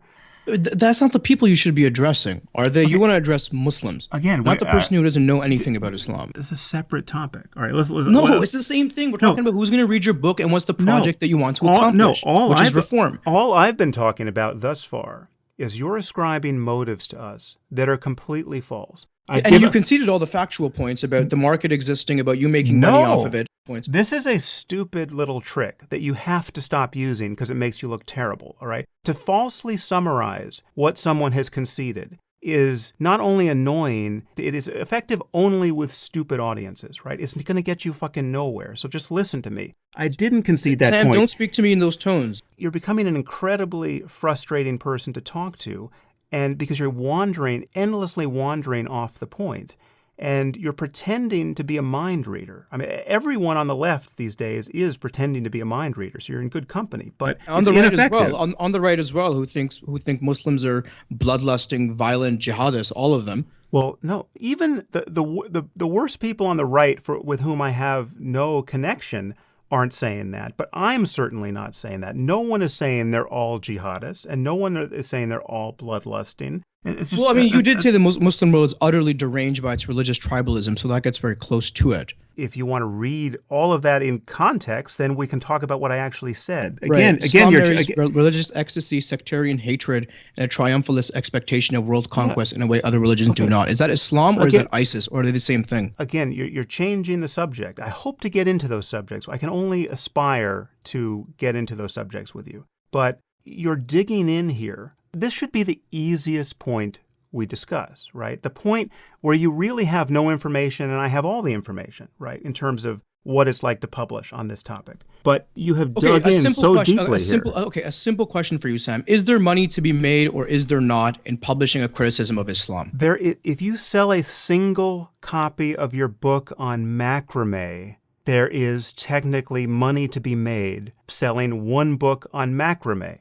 Fine. That is a point that has absolutely no relevance to our conversation. The point I was making, and I'll continue to make as it comes up here, if Maajid and I were trying to get rich, if we were trying to make money in a way that was as painless as possible and as lucrative as possible, we would not be doing what we're doing. We would be doing anything but what we're doing. Making money in the intellectual sphere, in the publishing world, yes, it does involve criticizing Islam is one way to do it. It does not, but publishing on other topics does not involve these endless charges of bigotry and racism. It does not involve the security concerns you reap when you deal with this topic. I could write books about Mormonism and never look over my shoulder, never worry about security concerns, never worry about being attacked as a racist or a bigot, and make the same points about religion in general. This is a unique problem to Islam. If I took all your words and we replace Islam with Mormonism, I'm sure that you would get some very strong rebukes from the Mormon community. Nothing analogous to what happens with Islam. But let's continue. We literally just went through one paragraph. Yeah, okay, let's continue. So we are at, let me just turn the page here. The books. Okay, yes. The books that make up Project Islamic Reformation are not works of scholarship or even well-crafted popular texts. They are almost exclusively political pamphlets of a very personal nature that often begin as biography and end as self-help, except the self in this case includes a quarter of the world's people, and the help may or may not come at the end of a missile. Ayaan Hirsi Ali, who deserves empathy for her personal ordeals, but not her conclusions, released such a book earlier this year with neat, Manichaean categories delineating good and bad Muslims, as well as the expected checklist of proposed reforms. More tracks will certainly follow, because publishers love a good reformist, and the affluent Western audience that consumes these books loves having most of their pre-existing beliefs confirmed rather than challenged. Okay. Well, let's talk about this. Okay. Again, so why you pay lip service to Ayaan deserving some sympathy? Okay, but no. It's not. I would never attack her personally. I think that she went through a tremendous ordeal, and that people who do attack her personally for what she went through or deny the immense ordeals that she went through are lacking in moral empathy. Okay, but you still cynically imply that her work as a critic of the very ideology that produced this misery for her is purely opportunistic and driven by a desire to make money. I mean, you realize... I think you hit the nail on the head perfectly there when you said that the ideology that put her through this ordeal. Because you and Ayaan Hirsi Ali and other people, what you guys do is you do not distinguish between a particular political ideology, which is fascistic and totalitarian and Wahhabist and Salafist and very violent, and the doctrine and religion of Islam. And that's the major criticism. I do that across the board every time I raise the issue. That's just simply untrue. But really? Okay. Yes, so I talk about ideas. Is Islam the motherlode of bad ideas, or is Wahhabism the motherlode of bad ideas? Does Islam marry religious ecstasy and sectarian hatred, or does Wahhabism marry religious ecstasy and sectarian? It is, is Islam especially belligerent in your words and inimical to the norms of civil discourse, or is Wahhabism and violent jihadism especially belligerent and inimical to the norms of civil discourse. We will get into that. But as you know, the problem is bigger than Wahhabism. And the fact that you would circumscribe it just to Wahhabism is a real problem, right? So I want to get Wahhabism is the prime mover of it. I want to get into that, but I'm just now focused on Ayaan. I want to move through this systematically because what should be interesting from your point of view as a writer, and should be interesting, I hope, to our listeners, is just how this piece of yours that you took the time to write and that you think just makes the case clearly against us communicates nothing to me but your misunderstanding of the situation. And that is I quote you and I quote her words. Omer. What in that paragraph did you do I not understand? Your treatment of Ayaan here. So you say, yes, she's had this terrible experience, but again, she is just an opportunist who's out to make money in this Reform Islam program. And just consider her circumstance for a second. I mean, you realize how much easier her life would be if she were part of the herd that just refuses to engage these issues. I mean, do you realize how talented she is? Do you realize that when a person starts out as an uneducated Somali girl who doesn't speak a word of Dutch, and in a few short years gets a degree in political science and becomes a member of parliament, and who speaks half a dozen languages at that point, you realize that there are other things she can do in life if she just wants to get ahead and make money beyond just pissing off a mob of religious maniacs, and then having to suffer not only their threats, but just the condescending stupidity of critics who don't have a fraction of the courage she has, who haven't suffered any of the abuse she has, who haven't taken any of the risks she has, but who then decide that it is probably a good idea to make her situation even more dangerous by attacking her as a bigot. Okay, I mean, you want to talk about opportunism? The opportunism is on the side of the Islamist assholes at the Council of American Islamic Relations, CAIR, who try to get Ayaan disinvited from speaking at universities and pretend that she, one of the most persecuted public intellectuals in living memory, is the one infringing on people's civil rights. Yeah, I mean, look, that's nonsense. And when she was supposed to speak at Yale, I think it was either canceled or there was some kerfuffle about that. And look, I'm a free speech fundamentalist, and I defended her right to speak as Bill Maher, anyone, because the marketplace of ideas should not have this kind of estrangement. But look, you're peddling a fallacy here, because basically what you are saying is that because of her personal ordeals, that exonerates or excuses the words that she has spoken, her arguments. This is what I'm focusing on, the arguments that she has made. She said Islam must be defeated. She said that we are at war with Islam. She said that we should bomb the lands of Islam. To me, her personal story now is irrelevant. I'm focusing on exactly what she has said, and to me, that is a deranged, deluded conclusion. And that if you do not speak up against that, I think that, your morals and ethics should be questioned. If anyone else said it, you wouldn't say, "Oh, look at all these things that they've done. Look at the personal ordeals that they went through. Look at their CV." No, it's absolutely nonsense. You attack the arguments.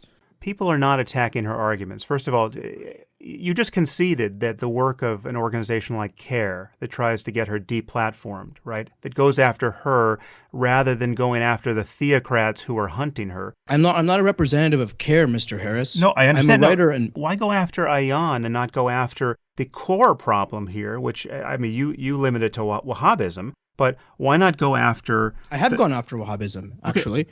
And I think anyone who supports that, including the Saudis who are now funding an institution at Yale, should be barred from doing so and should be criticized very loudly and roundly. But also, an obligation of a writer and an intellectual and someone in the public sphere is to stand up for minorities. The people who would be bombed under Ayaan Hirsi Ali's policy, the people who we would be at war with, do not have a voice in this debate. Ayaan does not have a policy of bombing the Middle East. Ayaan's probably more hawkish than you are. I'm probably more hawkish than you are, but if Ayaan's views have been treated to the misrepresentations that mine have, and I'm sure they have, I've followed this reasonably closely, I have no confidence that you even know what her views are. And certainly you're not disposed to give a charitable reading of something in context or something that she might have said in an interview that didn't come out exactly right, and that a further examination of her views in her books or in other interviews would give you a bigger picture of what she said. The editors of Reason magazine were bewildered when she said this, and they asked her to clarify in the most charitable way that they could, and she still didn't. In fact, she doubled down. And recently,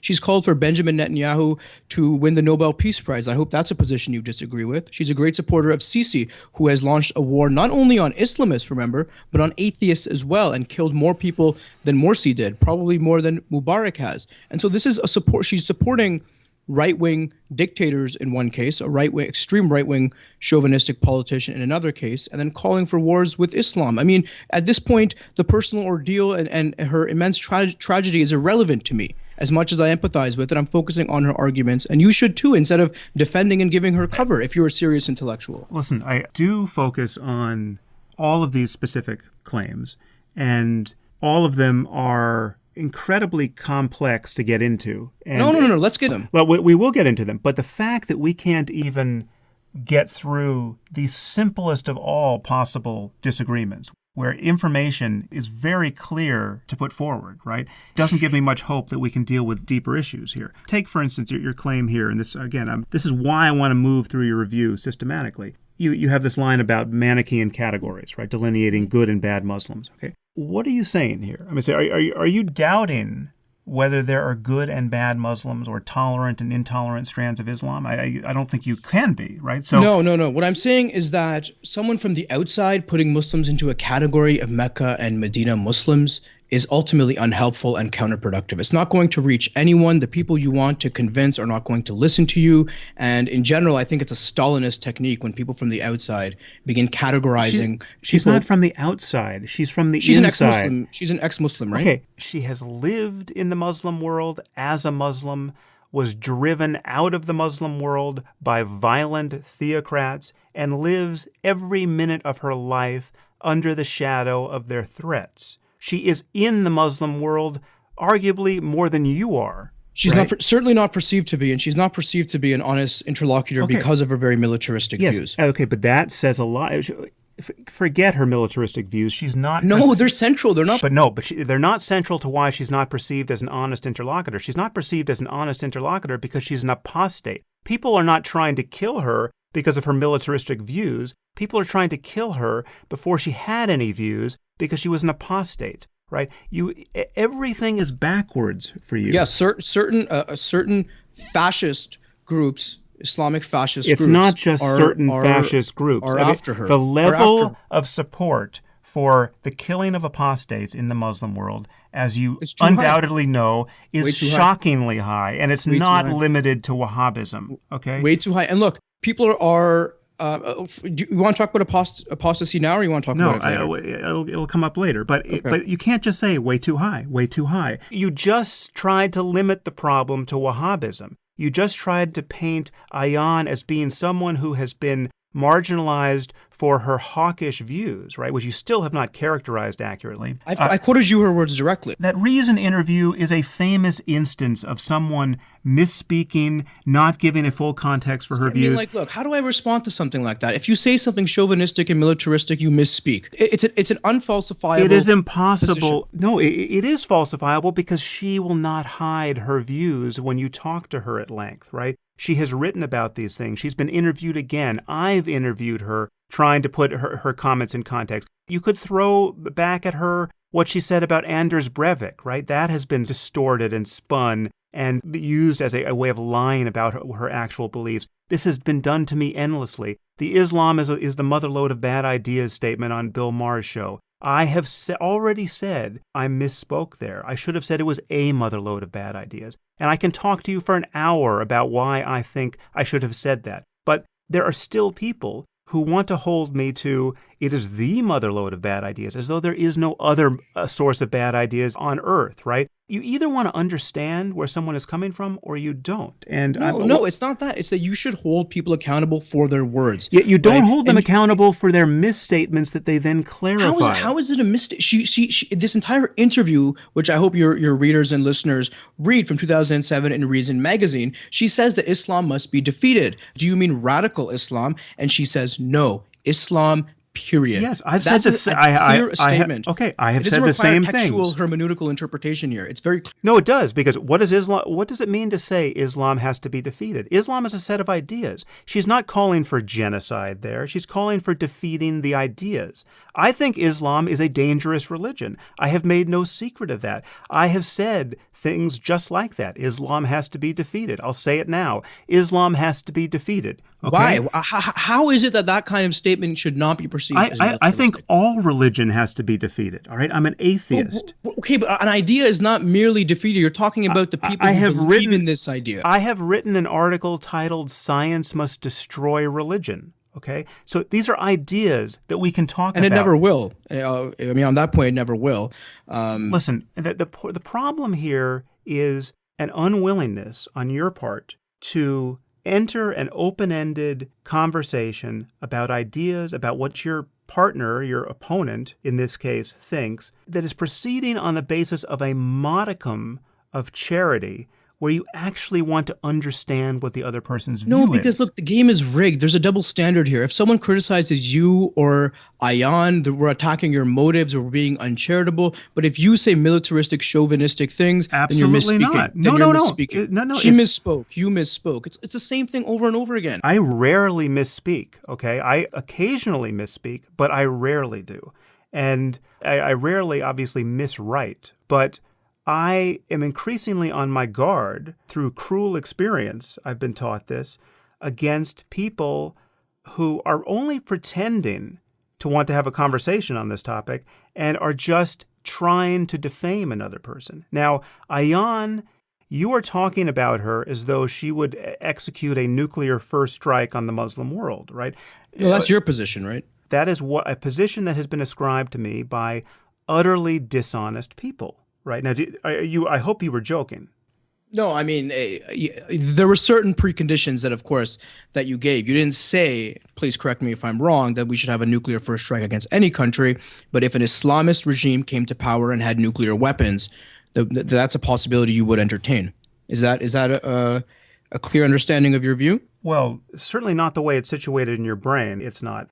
Again, this is something that will be obvious to our listeners. I mean, the fact that you think you're entering this conversation in a way that is intellectually honest and open to having your views challenged and responsive to evidence that you didn't have a moment ago. I mean, it's as pure an act of self-deception as I've witnessed in a long time. You are so defensive. There is nothing I could say to you about the reality of publishing or about my experience as an author or about the opportunity cost or the security cost or anything else that only I in this conversation am in a position to talk about. There's nothing I could say to you that modified your view of my opportunism and get-rich-quickery even slightly. And now we're proceeding on to much more difficult ground, right? Now we're talking about Ayan, and we're going to talk about Islam and apostasy. And I mean, this is not how you have a conversation with another human being. You have this, you repeat this mantra over and over again as if you are the arbiter of truth. I've quoted you your own words. You dismissed them. I've quoted you Ayan's words. I didn't You dismissed them. You dismissed them. You said it only. Okay, well, you were very condescending, let's just say. And you don't want to engage with the text of your own words that I'm quoting back to you now. Of course I will engage with it. And I can justify saying something like, Islam has to be defeated, right? Please do. As you notice. No, what do you mean by that? Islam has to be defeated. Let's tease this out. Well, because I can say that I think religion has to be defeated. I think How do you defeat Islam? You're asking a different question now. Now you're asking how. You think it's an unrealistic. I don't know what you mean by that statement. Otherwise, you're going to say I'm misquoting you. I think believing in revelation is intrinsically dangerous. I think that believing that one of your books was dictated by the creator of the universe is a stupid, divisive, dangerous thing to do. I think it goes nowhere worth going. I think the harms produced by this attitude are obvious, undeniable, and among the worst harms that humanity has ever suffered. And we have to get out of this business of believing in revelation. Now, how do you do that? As you rightly observe, I have spent a lot of time focused on that problem. It's not exclusively what I focus on, and less do I want to focus on it because I am just repeating myself. I have said more or less everything I think on that topic So it's both boring for me and boring for my listeners. But I think, yes, we have to get out of the religion business. We have to defeat religion. I can say it in a nice way, and I can say it in a provocative way, but I can certainly defend the claim, and I've said it every which way. Now, I also have justified ad nauseum a focus on specific religions on specific points where they present specific liabilities. I think that individual religions are not interchangeable. They have very different theologies. They have different ideas. They make different behavioral and logical commitments. Can I just respond to what you said before? Because, okay. So you look, saying that the Quran has problematic and violent verses, that is a statement of fact. Okay, anyone who disagrees with you there is lying. But saying that we are at war with Islam, saying that the central message of the Quran is jihad, these are value judgments. And in my mind, in my opinion, in my estimation, they're very ill-informed ones, and they're ultimately going to lead to counterproductive strategies. And this, for me, this boils down to, what do you think Islam is? Is it just the text, the jihadist verses in the Quran, or is it more capacious than that? Earlier, I mentioned scholarly works, serious scholarly works on Islam. I'll give you the name of one that just came out from a very serious scholar, PhD in history, who died recently. He was fluent in 8 languages, traveled throughout the Middle East. His name was Shahab Ahmed, and he wrote a book called What is Islam? And his definition of Islam was the capacious lived tradition of Muslims throughout history and how it actually exists today. So that includes, for example, poetry, that includes wine. I hope that you would not want to defeat either wine or poetry. It includes music, and it includes a whole host of legal and political and spiritual motivations that are inherent in the lived tradition. It's not just about jihad. So when you say Islam must be defeated as a kind of blanket statement, that to me is ultimately a very dangerous and ill-conceived one, because you're not getting at the heart of the matter, which is a political ideology that I refer to as Wahhabism, and is a state ideology of our ally, Saudi Arabia, that propagates this, and that did not exist before a specific period in history, did not exist.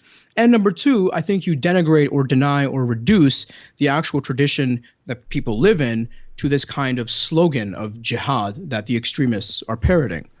And so we miss the nuances when we use these kind of blanket statements. Okay, the pause you hear from me is I'm trying to figure out how to proceed here, because given how we have foundered on very simple points, I'm reluctant to just set sail on a rougher part of the sea here. So briefly, Islam is many things, and on one level you can define it as Islam is the way 1.6 billion Muslims live it. It's whatever they think it is, and now we know a fair amount about the moral and political and theological attitudes of Muslims based on a lot of polls. And most of those polls are frankly terrifying, both in the Muslim world and in... And most of those polls are bullshit, too. I don't know how you would know that. If you ask 50,000 people a question and they give you an answer... I'll tell you why. I don't know where you stand, but the reason... Let me tell you why the polls can be bullshit. Let me just finish this point. I don't think we should spend a lot of time right here, right now. The problem for me about revelation, and this is why I focus on the text, is that the texts are essentially a software program for rebooting a worldview. I mean, so we could forget about Islam for 1,000 years, and someone could discover the full text of the tradition, the Quran and the Hadith and the biography of Muhammad, in a cave somewhere, and read it and accept its most straightforward, most literalistic claims. I mean, just to give a very plausible, literal reading of what they have there, and essentially reboot Islam for themselves. And it would be a particular kind of Islam. It would be an Islam that would not at all be influenced by anything else surrounding them, because all of that would have been lost. There'd be no architecture, there'd be no art, there'd be no tradition, there'd be no food, but they would have the texts. And if they understood the texts in a plausible way, my problem is that what they would get is something very much like Wahhabism and a lot less like Rumi, okay? And that's a problem. A plausible reading of the text, I'm not saying it's the only reading, and again, Maajid and I get into this in real detail, but a plausible reading gets you something totalitarian, intolerant, a rather unlucky circumstance for women. Contradictory as well, right? Schizophrenic, you could say. Intellectually schizophrenic. No, but not as contradictory as one would hope. It's not as contradictory as Christianity or Judaism. And that's the problem. There's no compulsion in religion and the sword verses. But yes, if you kill one person, But if you have a doctrine of abrogation that makes sense of that, then it's smooth Yeah, sailing. and of course, many people don't adhere to that. What you're basically parroting here is the Salafist version of Islam, which is a particular interpretation that comes out of the Arabian Peninsula in the 17th, 18th century, and is led by a totalitarian radical who's not trained in Islamic tradition at all. And the West and the Ottoman Empire tried to put it down until it grew. So look, this is a specific political interpretation. If I give you a text, Sam, it doesn't matter what it is.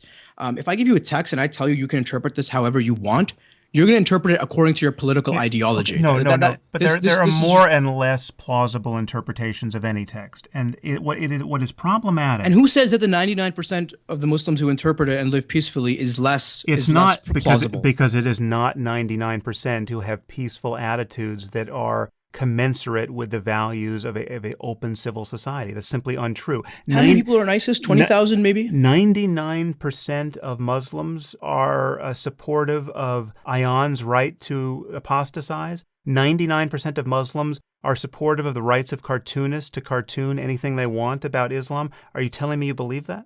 So on the point of free speech, that's actually more of a cultural issue than it is of a theological issue. And I hope we can make that distinction. There's nothing in the Quran that says, nothing in the text or the tradition, the history even, that says that you cannot depict the Prophet. In fact, in Shia Islam and throughout Islamic history, there were depictions. No one is limited to. For you. Okay. I'm clarifying this point for you. But so we can get into the nuances. You're also making a tendentious, illegitimate move. You're limiting it to a depiction of the Prophet. That's not the free speech issue. The free speech issue is I should be able to say that Islam sucks, and I should be able to say that as a Muslim. I should be able to apostatize. That is free speech. Yeah. And look, you can do that in the West, and you can get your head cut off in any Muslim society on earth. And many Muslims, many Muslims, in many cases majorities, support that. A fundamental principle of every human being in terms of their dignity is to have whatever private theological views that they want. Now, whether that translates into a public political view is another matter. Egyptians say 86% of them think that apostates should be killed. Now, if they think this is the word of God, apparently, according to you, they think it's the word of God. They don't go out and they don't kill ex-Muslims. They're friends with them. You can go to Egypt and go to Cairo and you see that. They had the opportunity to vote and put in apostasy into their legal code. They didn't do it. They didn't do it in Pakistan either, where there was an election. Haven't done it in Iran either. So people can have all kinds of dangerous, deluded, backwards views. And you're right. You have the right to that, as many evangelicals in America do. But to translate that into a political program is something that's very different. And I think that we should be mindful of that distinction, rather than saying that, oh, these people over here are so backwards that 99% of them or 80% of them think that apostates should be killed. And that's the end of the story right there. No, it's a little bit more complicated than that. Okay, and I want to bring that to light. Again, this is a distinction without a difference. When you have a lynch mob that's willing to enforce their religious attitudes, whether or not there's a formal law against blasphemy on the books, but they're willing to kill blasphemers or kill someone who is merely rumored to have burned a Quran, or kill someone who has apostatized, or hunt them to the ends of the earth in other societies, right? Suborn their murder with fatwas that now have global reach. That is a problem that is bigger than the statutes that were written or not written in any society. 5% of Saudi citizens are convinced atheists, and more than that, about 15%, or probably about 6 million. About 6 million, around 20% are not religious people. Are there lynch mobs against them? Yes, are they being beheaded? Yes, Omer, I hear from these people. They're in hiding. They can't even tell their parents they have doubts about God for fear of being murdered by their own families. Yeah, and many of them are open. Many of them are open. You go to the cafes of Cairo, you go to Riyadh, you go to Amman, you meet openly critical people. You meet openly agnostic and atheistic people. So it's not as simple. It's not as simple, yes, Sam, okay, as saying that 86% of Egyptians think apostates should be killed. Therefore, all those 86% are all backwards people. So if we did the same thing to the United States, we think that 85. Omer, please. I mean, you're telling me that Raif Badawi is one of the 5% of Saudi atheists who's just free to be an atheist? Stood up for him many times when other people on the left did not. And I don't deny that there needs to be a liberal and constitutional revolution in the Middle East and South Asia. In fact, this is I want to bring this back to the broader point that I'm making, is that your strategy and Ayyan's strategy of telling Muslims we have to excise verses, let's just say even if it's the most intellectually honest position that anyone could have. Let's assume that. Strategically and politically, it's never going to happen because people believe in the Quran and in their tradition, and they're not going to take a razor to their holy books. What I want to see happen is a liberal and democratic and constitutional revolution that happens across the Middle East and South Asia, where we support the left, the progressive opposition that exists in every country, the democratic opposition that exists in every country. But because of U.S. foreign policy and because of domestic tyrants and because of religious tyrants, the religious right, that hasn't been allowed to emerge. And when that opposition comes in, the cultural change they'll implement will be permanent. And so that is basically my view on this. How do you engender those liberal attitudes when a majority of people believe, as is written in the books, whether you're talking about the Quran or you're talking about the Hadith or you're talking about the biography of Muhammad, they believe things like women are essentially the property of the men in their lives, or at the very least second-class citizens, or they believe things like apostates should be put to death, or they believe things like infidels and polytheists are forever your enemy, right? You have attitudes that can be lifted directly out of the texts based on not only a plausible reading, I would say on certain of these points, the most plausible reading, even on certain of these points, the only plausible reading. And you are saying that these texts are forever to be held sacred. One can never disavow any line in them. Yeah, I mean, like, look, they're not. Here's the thing: if you were to present this to a actual believing, liberal Muslim who believed every word of it, what they would basically do, doesn't matter what. And I've engaged in this exercise many times, and probably ended up as frustrated as you have. What they would basically do is that they would contextualize it to the point, and then they would contextualize it first, and then they would neutralize the view. Right. So they would say, for example, that apostasy, leaving Islam in the 9th century when the Quran was revealed, would amount to high treason because the Islamic community was very small. Now, that doesn't amount to high treason anymore. So Muslims should be free to leave and to, of course, to enter the faith. I think the second thing that they would do is to highlight the importance of interpretation. The fact that 86% of Egyptians are not going out and killing apostates, who are in many cases their friends, signifies to me that mentally they've already excised those verses. They've already neutralized those verses. They're focusing on the part of the Quran, the tradition, broadly speaking, the Rumi and the poetry and the music, and the spirituality, which I know that you are a fan of, at least in some context. They're focusing on those elements of the religion. Okay. And I think we should be mindful of that. So and look, the polls are contradictory as well. Like across the board, you see 97% of South Asians and 85% of Middle Easterners say religious freedom is a good thing. A higher number of Palestinians believe in evolution than evangelical Protestants do. So stop with that first poll result. That's not actually the paradox you make it out to be. People can answer that question saying that religious freedom is a good thing purely as it applies to me. I want to be free to practice my Salafi Islam, right? Religious freedom is a good thing, okay? Should apostates be killed? Oh, of course.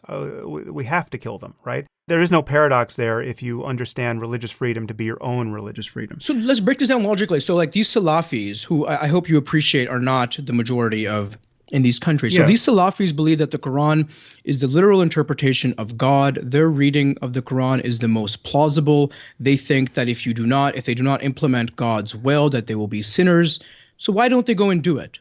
Well, is it fear of secular law? Just to back up, let me concede a point you made, which I have made many times before. Perhaps this would surprise you, but we have agreement. There is some distance between what people profess they believe and what they actually believe, or people hold these beliefs to greater or lesser extents, and they're the things they think are probably true, and then they're the things they will bet their life on, the things that are just absolutely going to rule their behavior and emotion whenever that belief becomes relevant.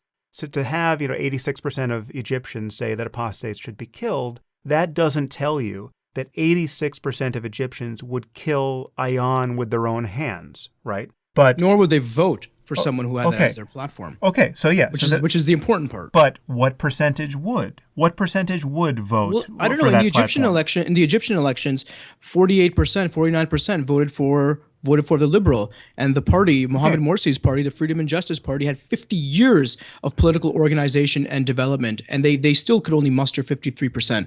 I'm agreeing with you that these numbers come down when you actually ask people to take concrete steps. Yeah, so the numbers are bullshit, Sam. Every one of these numbers matters. It's just because the people who will say apostates should be killed are on the wrong side of this free speech issue. They're doing nothing good for free speech, and what they're doing is quite harmful. And many of these people, maybe not 86% in the case of Egypt, but some intolerable percentage would vote the wrong way and would just stand by and watch a mob kill a so-called apostate. Is everyone in the mob who isn't helping someone who's about to be lynched, is everyone in the mob culpable, equally culpable? Well, no, not equally. They're the people who are actually doing the lynching. Then they're the people who are just standing there with their cell phones, right?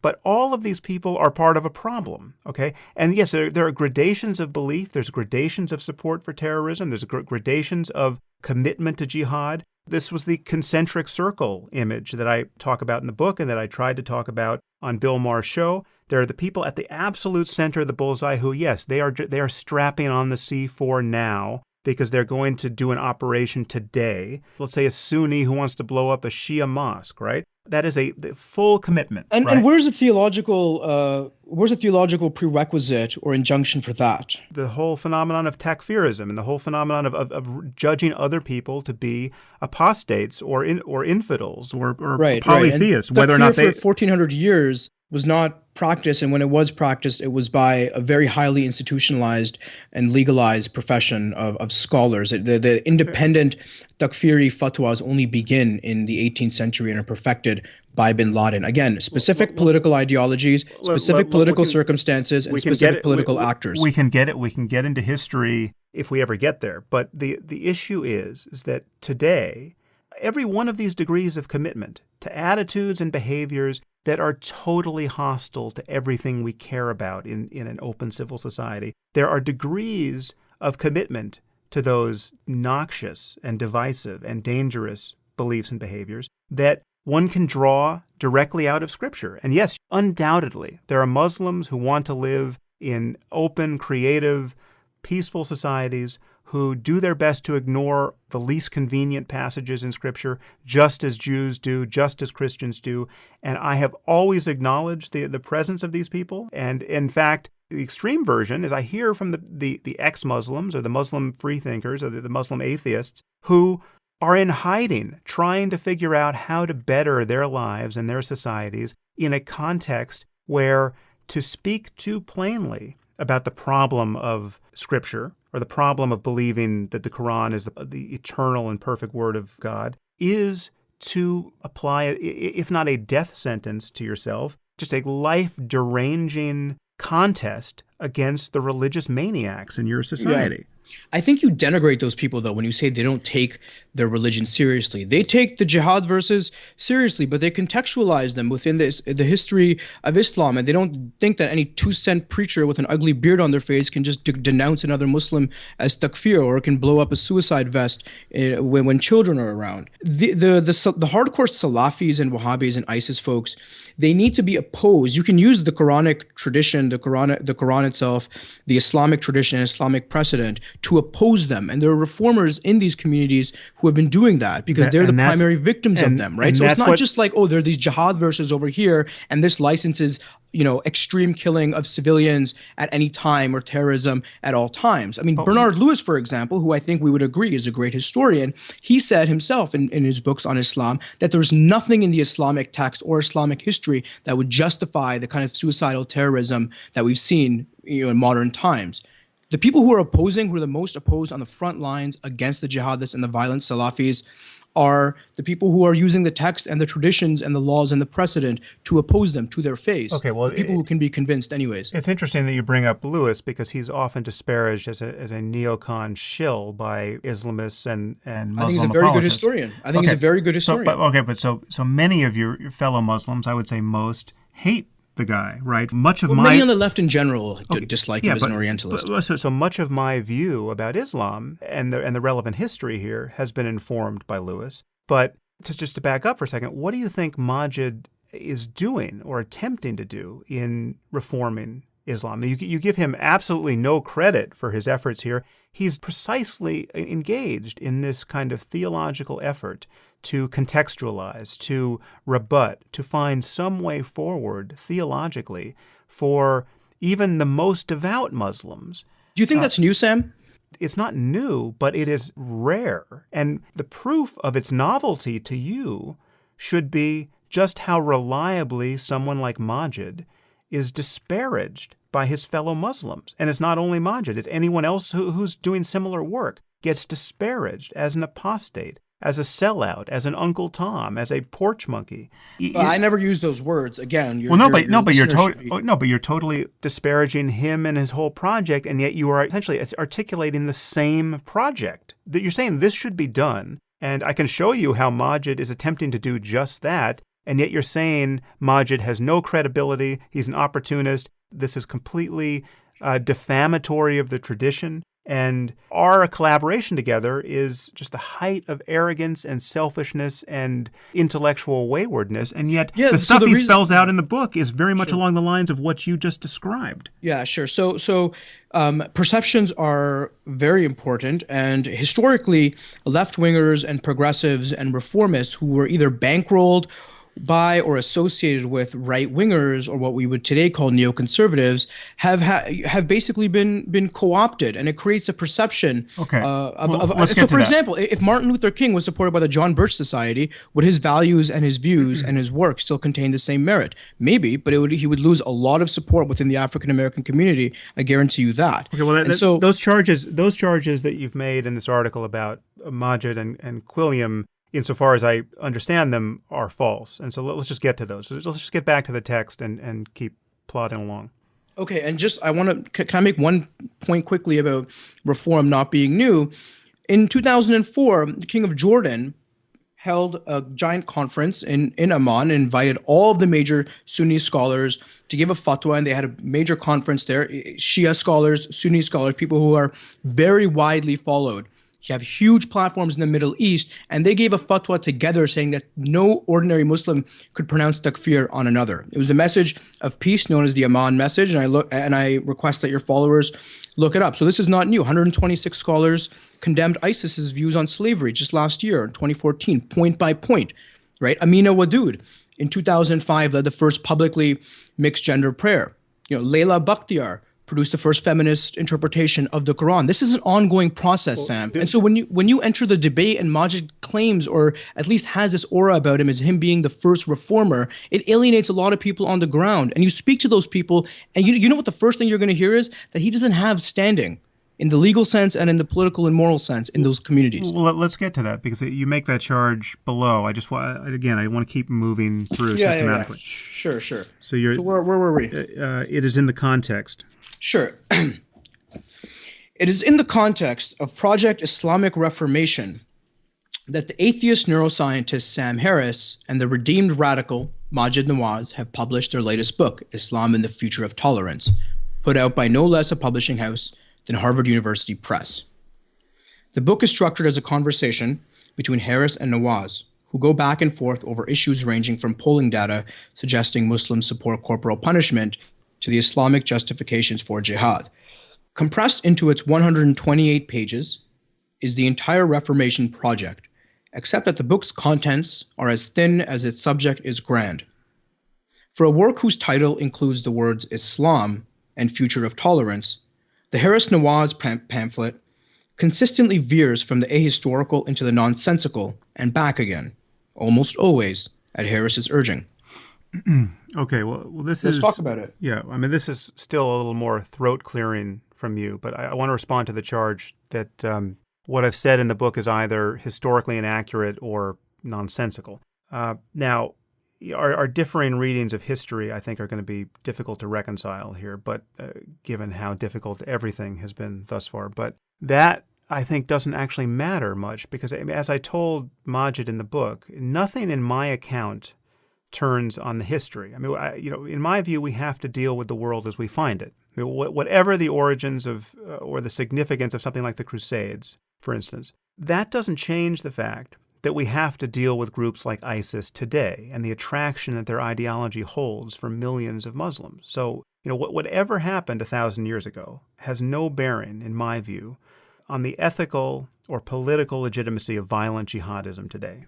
Well, the Quran was the same as it was 1,000 years ago, and there was music and civilization and poetry and peace at that point, and there's terrorism today, which means it's not textual. Let me just finish this point, because whatever you think about the height of Muslim civilization doesn't change the fact that millions of Muslims today think that cartoonists and novelists should be killed for their impiety. Okay, so debating the history, in my view, is a waste of time. And the only reason why I brought it up in the book or challenged Maajid's reading of history is that I think many people, and I think yourself included, are accepting a far too rosy picture of Muslim history, which is kind of a mythology, really. And it's becoming more current in academia for reasons that are obviously political. I mean, that's my response to the charge of being ahistorical. Christopher Hitchens praised the works of the Islamic Golden Age, and Bernard Lewis did as well, people on the right. Yes, I'm not saying there was no Golden Age, and we can talk. You de-emphasize it. Okay, I do de-emphasize it because, one, I think it is exaggerated, but two, I think it's actually not relevant to dealing with the ideas as they're currently accepted. But you bring. Well, it's not exaggerated. The preservation of Aristotle, the advancements in optics and mathematics and political economy. These are not exaggerations. Yes, you mentioned that below, and let's just deal with it when they come up in your text. But I'm happy to talk about it. But I'm just telling you why I think it's not actually relevant to get into those details. And as for free speech, I hope we can get into that, the Danish cartoons or the Rushdie affair, because to me, again, you conflate theology with politics and political circumstances here. Okay. Those were politicized incidents that certain preachers used for their own self-interest. In one case, Ayatollah Khomeini in Iran, and the other case, an individual by the name of Ahmed Abu Laban, a supporter of Osama bin Laden. Okay. And so I hope we can get into the details because, again, it's not reducible to the Quran or jihad or those evil backwards Muslims over there. All right. Again, back to your text, there was this charge about being ahistorical, and there was this charge about being nonsensical. Now, you really think you can back up this charge that that what I say here is either ahistorical or nonsensical? Nonsensical, really? That's the word you mean? Well, I think it flirts with and proceeds on the point of nonsense at times, both for its superficiality and its surface level analysis, and second, for the fact that it completely excludes and excuses and takes no interest in the politics of the situation. You are someone who has rightly condemned and talked about ISIS and militarism, in a very honest way, I should say, and yet you take no interest in the conditions that produced ISIS in Syria and how ISIS became a band of radicals that were decimated a few years ago to this mega terrorist organization. If there was one ISIS member on earth, we wouldn't be talking about ISIS. The fact that it exists and it has 25,000 people, Sam, has to do with politics. And your book did not address that at all. Okay, well, I don't think it has to do with politics. So we just disagree there, and hopefully we could actually have a reasonable conversation on that. But if we're going to have a reasonable conversation, in 2011. What was defeated? Al Qaeda was on the run, and Al Qaeda in Iraq, the predecessor organization to ISIS, was basically defeated, very near to decimated in 2011. When the Syrian civil war happens, it has territory and has ground. The secular president of Syria releases jihadists from prison. They flood the Syrian opposition, and the next thing you know, there's a caliphate. And he doesn't attack them. There are no attacks against ISIS when it's growing like a cancerous virus. There are no attacks against them until the West intervenes. And those are the reasons why, instead of 10 people being in ISIS, there are 25,000, why they're on the front of our minds right now. Okay, but what you have to explain, if you're going to ascribe the cause of ISIS to politics, you then have to explain why someone living in the UK with the benefit of a degree in computer science, a third-generation British citizen, or someone who's in medical school, or someone who's living in the United States and the victim of nothing, who enjoys all the freedoms that you and I do, can wake up tomorrow morning and decide that what they really have to do with their lives is sacrifice their life to fight alongside the jihadis in Syria and Iraq right now. Now, if you're going to call that political, if you're going to give some tortured reading of their obviously religious motives and their statements about paradise and their statements about Islam and their resort to the scripture, and you're going to call that politics, right? Then words don't mean anything. But I'm still stuck on this word nonsensical because I think this word means nothing. You say that what I say in the book is nonsensical. I would be amazed if you can find a single statement in the book that's nonsensical. I mean, I will pay you $1,000 for every nonsensical statement you can find of mine in the book. I mean, go ahead, bankrupt me. Yeah. Well, I don't have your book in front of me right now. Listen, I'll give you a year to do this. Okay. Yeah. I mean, either you're going to use words that you actually mean or Yeah. not, right? So Yeah. now is politics going to be one of these words that's like nonsensical? Well, look, Sam. Unlike you, I don't cry being quoted out of context every single time there's a word that you can dispute. It's now, not. It's nonsense. not. It's not a. Okay, To me, wait an a minute. analysis that excludes politics is nonsense. Like it's not worthy of a serious debate because politics, especially in this time, is everything. It matters exceptionally. Okay, let's take those statements. Politics is everything. Any analysis of anything in human affairs that doesn't include politics is nonsense. Okay, those are claims about how deep politics reaches that I think are quite obviously false. Now, perhaps we could talk about that, but if we're going to talk about something like that, we have to use words that make sense, right? And we have to, and I mean, your attack on me just now about I don't cry every time someone quotes me out of context, right? The lack of charity and the lack of understanding of what I go through dealing with this issue is much of the problem we've been talking about thus far. I mean, I've been trying to just shine some light for you on what it's like to be a well-intentioned public person raising this issue, right? Where every fucking word is parsed in the least charitable, most inflammatory way. And where, when someone is obviously misrepresenting you, right? Where their purpose is to misrepresent you, no one on the other side cares, right? So like the constituency you are talking to, the people who would read your Salon article and love it and say, oh, finally there's another takedown of Sam Harris and Majid, right? I mean, so it's like the people who forwarded it on Twitter because they loved it, like the Glenn Greenwalds of the world. No, he didn't. He didn't. I don't think he did. And I disagree about foreign policy a lot. You have a colleague, right? I don't know if you still consider him a colleague, but you've co-written an article with the person who I think is the worst actor in this space, Murtaza Hussain, right? So I write an article entitled The End of Liberalism, ? And the purpose of the article is to worry about the rise of fascism and to worry about how the liberal blindness to the problem of Islamism is empowering the fascists of Europe. And I wrote this in 2006. And there's a line in there which in context is absolutely clear that I am worrying that liberals are empowering fascists, right? But the line is, in certain situations, the people who speak most sensibly about the problem of Islamism Are fascists. Yeah. And do you still stand by that today? In any given context, that's absolutely possible. Now, I'm not. Yeah, I mean, there are many liberals and leftists who speak. Well, yeah. sensibly Oh, yeah. about- More and more so. We're talking about something I wrote 10 years ago. But this is a problem. The rise of the swing to the right, which is now becoming even more obvious after the refugee crisis kicked off, and the swing to the right in our own country, where you have someone like Trump launching a credible bid for the presidency. That was something that would have been unimaginable, I think, 4 years ago. That is, I would argue, the result of the failures of liberals on this issue. But to come back to the point I was actually making is that Murtaza Hussain, your co-author, right? I don't know if he's a friend of yours. Can you tell your listeners what that article was where we were co-authors? It was an You've read op-ed. it, right? It was an op-ed in the New York Times. And what was it about? I forgot.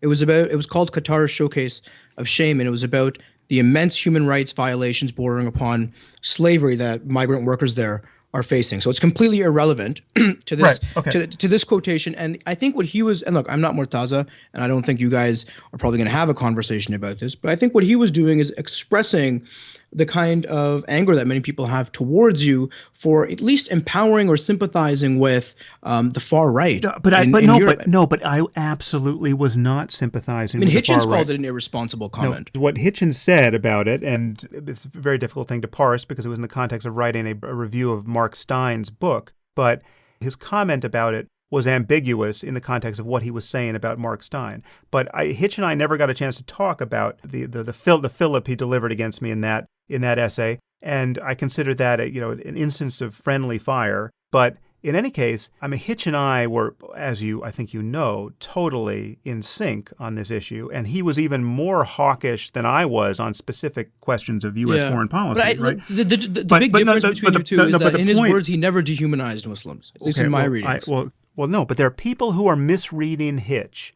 in the same way someone like Murtaza is misreading me to make him out to be a genocidal monster. There are people who are going around saying that Hitch once said in a talk that he would have celebrated the annihilation of the country of Iran, right? Or that he wanted to just kill all Muslims outright, right? But when you actually look closely at what he was saying in that latter case, he was talking about members of Al-Qaeda in Iraq. He's saying we should be killing members of Al-Qaeda in Iraq. And then someone like P.Z. Myers, this biologist, blogger, troll, says that he's talking about killing all Muslims. But this is the kind of thing that is happening to everyone who touches this issue. And your collaborator on that piece you just described, Murtaza Hussain, is the worst offender on this point. He's the one who, and I was happy you pushed back against this in your article, he was the one who called Maajid a porch monkey, right? But he, in this article, is claiming that I am a fascist who loves fascists, who is supporting fascists, who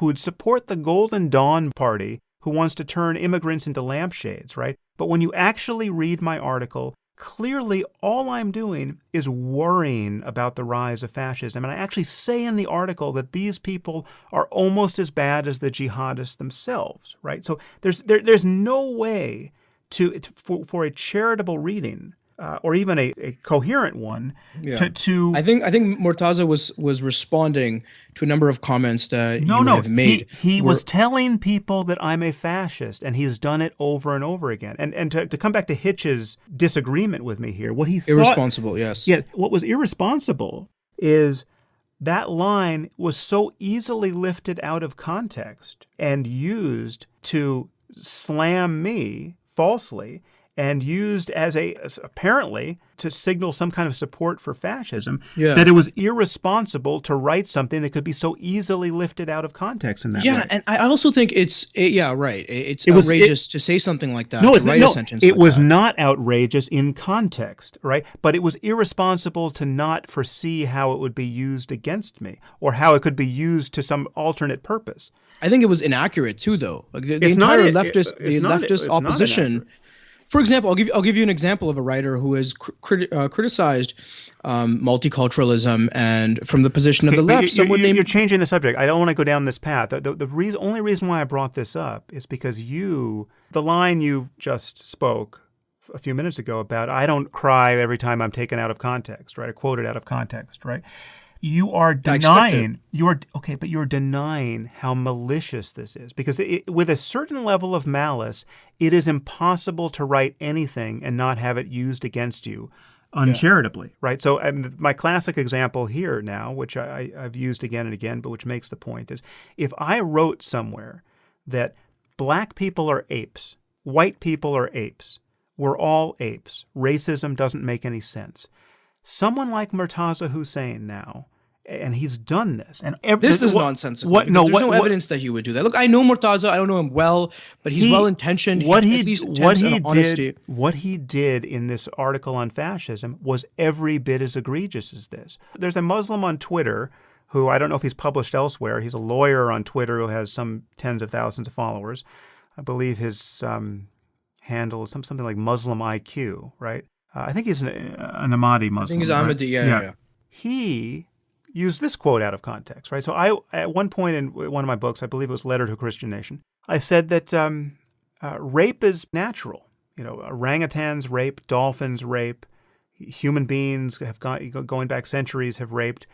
No one would ever argue on the basis of the fact that rape is natural among primates, that it is good, or that it is worth defending, or that it's not worth condemning, or that rapists shouldn't be in prison. But I mean, look, you have to be held accountable for your words. Like, I would never write that sentence that way because natural has a certain meaning. Bullshit.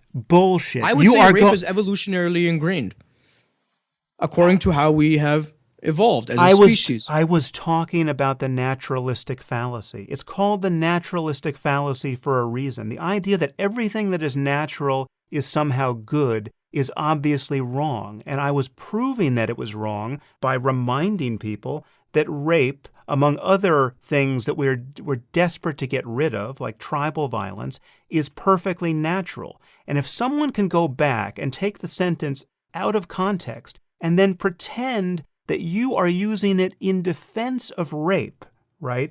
And if you're going to say that is a justifiable thing to do intellectually, you're no one worth talking to. I mean, your intellectual career is over. You're quoting other people's words and you're asking me what I think of them. I didn't launch that allegation against you. I didn't. You just declared some sympathy for it just now. I said I would have phrased it differently. I would have phrased your viewpoint, which I agree with. You put the onus on me for phrasing it that way, where in context it was absolutely clear, right? Yeah, if you are going to denude our discourse of everything valuable if you play by these rules.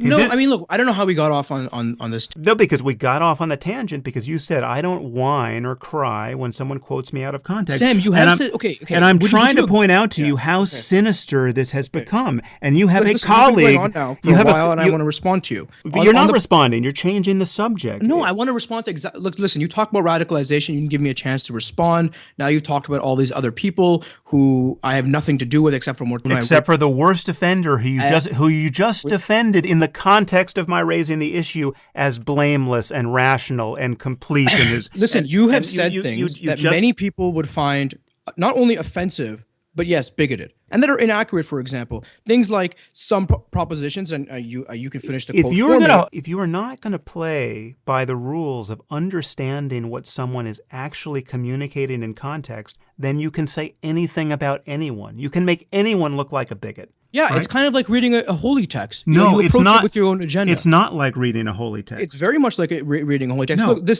Omer, this is a totally false move. The gripe I have with the holy books, right, is that a plausible reading, a consistent reading, a taking of it in its totality, not an obviously dishonest reading, gets you something extreme and hostile to tolerance and hostile to pluralism. That is the problem. I'm not saying that you can cherry pick. That's factually inaccurate for you. Okay, but then it's a total mystery why the Muslim world is the way it is, right? It's a total. You don't want to talk about politics. You said you don't want to talk. You don't want to talk about the Syrian civil war. You don't want to talk about Saudi power. You don't want to talk about Iran. These are all factors that empowered an ideology, Sam, a political ideology that did not exist before. Specific doctrine marshaled by a specific organizations that you don't want to engage in all these other factors. It's just not true. As if we can isolate it's not true. Theology in a lab. Well, we can isolate it. If I've just showed you how we could isolate it. If someone can wake up tomorrow and decide to look into Islam, right? That someone who lives in Marin, like John Walker Lind,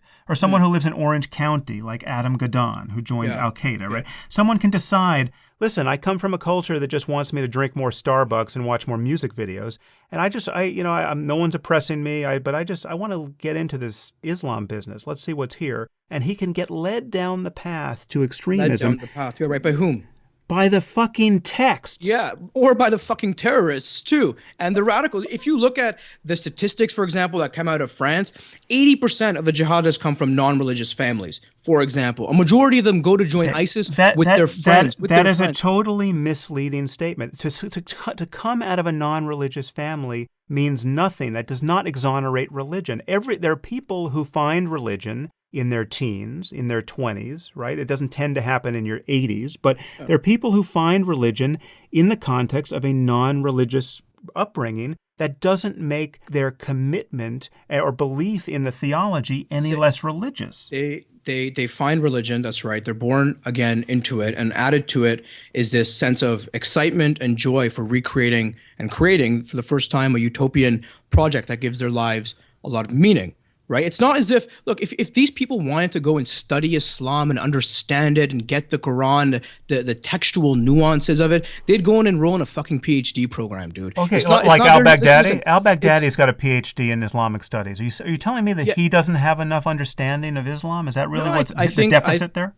No, I think that his understanding is maligned, and I'm not sure how credible Baghdad University or wherever he went and studied this actually is. But I will tell you this: knowing people who have studied this for their entire lifetime, and people like Shahab Ahmed who put out very scholarly studies of this and would basically disagree with you on everything. It's not easy to understand. Right? It's not easy to understand Sharia, for example, which is 1,400 years of precedent and law. Right? It's not easy to understand the original classical Arabic in the Quran in the language that it is written, and to understand the debates around it. Right? Well, The same way that it's very difficult to understand the Constitution, man. The Tea Party are thumping the Constitution in their hand might think that they understand what the Constitution says, and even lawyers who are running for president don't understand what it says. But it's a very complicated document, and there are many varying interpretations and views on it that require a certain level of intellectual sophistication and institutional recognition of the work. So yes, I mean, I would say that if they actually wanted to understand the Quran and the text, that they would take. This is just the point. The problem is that there are multiple understandings. Now, this is a good thing. It's possible to understand Islam and its texts in a way that is not the Wahhabi way. The fact that that's possible is the only ray of daylight we have here. And and that possibility is something that Maajid Nawaz, right, my collaborator, is trying to push as many people in the direction of, as am I, and as are you, ostensibly.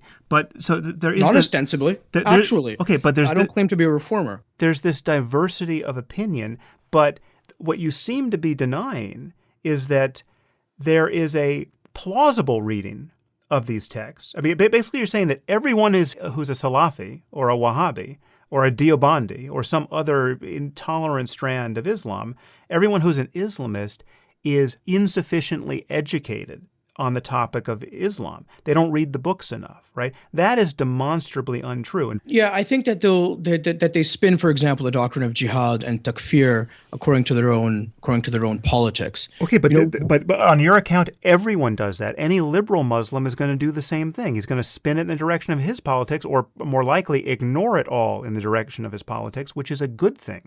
Yeah, well, I mean, and I hope that the liberal will actually understand the history, which, unlike you, I think is very important because this terrorism wasn't happening before.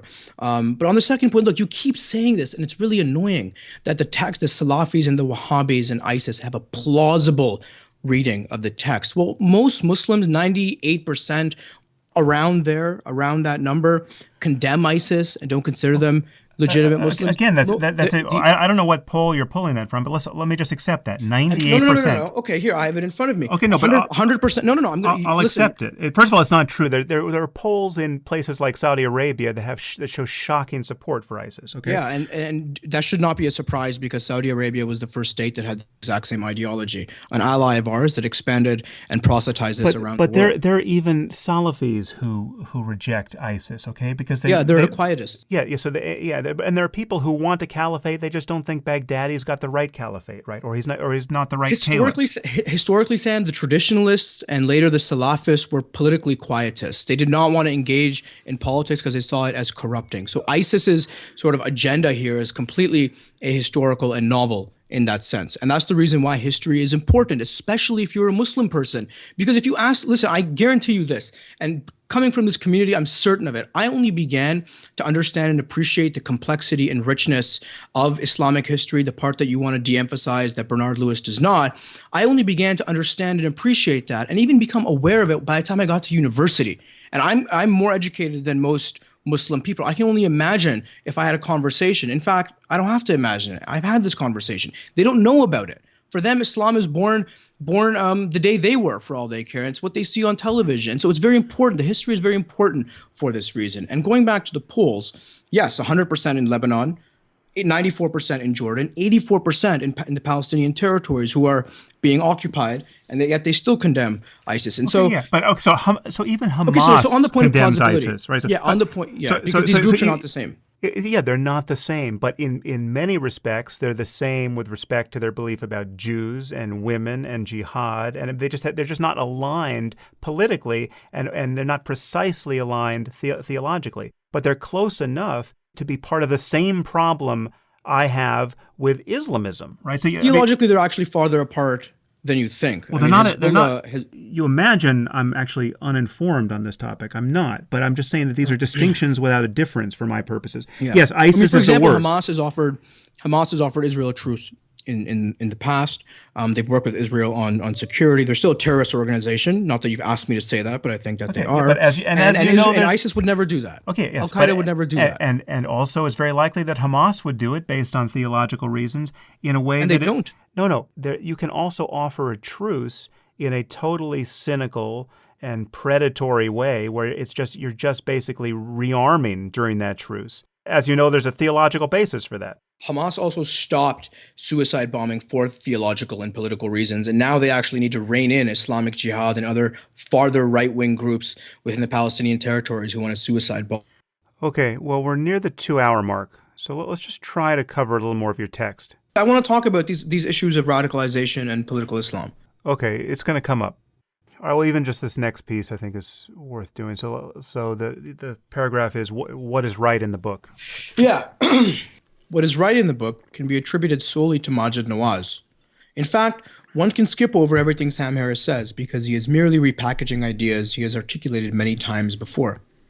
Among the elementary truisms Nawaz points to, addressing the grievances many young Muslims feel, changing the narrative the Islamist demagogues have mastered, injecting a dose of cultural liberalism into conservative societies to induce progress on women's rights and free speech, raising the low expectations held by too many Americans about supposedly thin-skinned Muslims who cannot take a joke and must be coddled.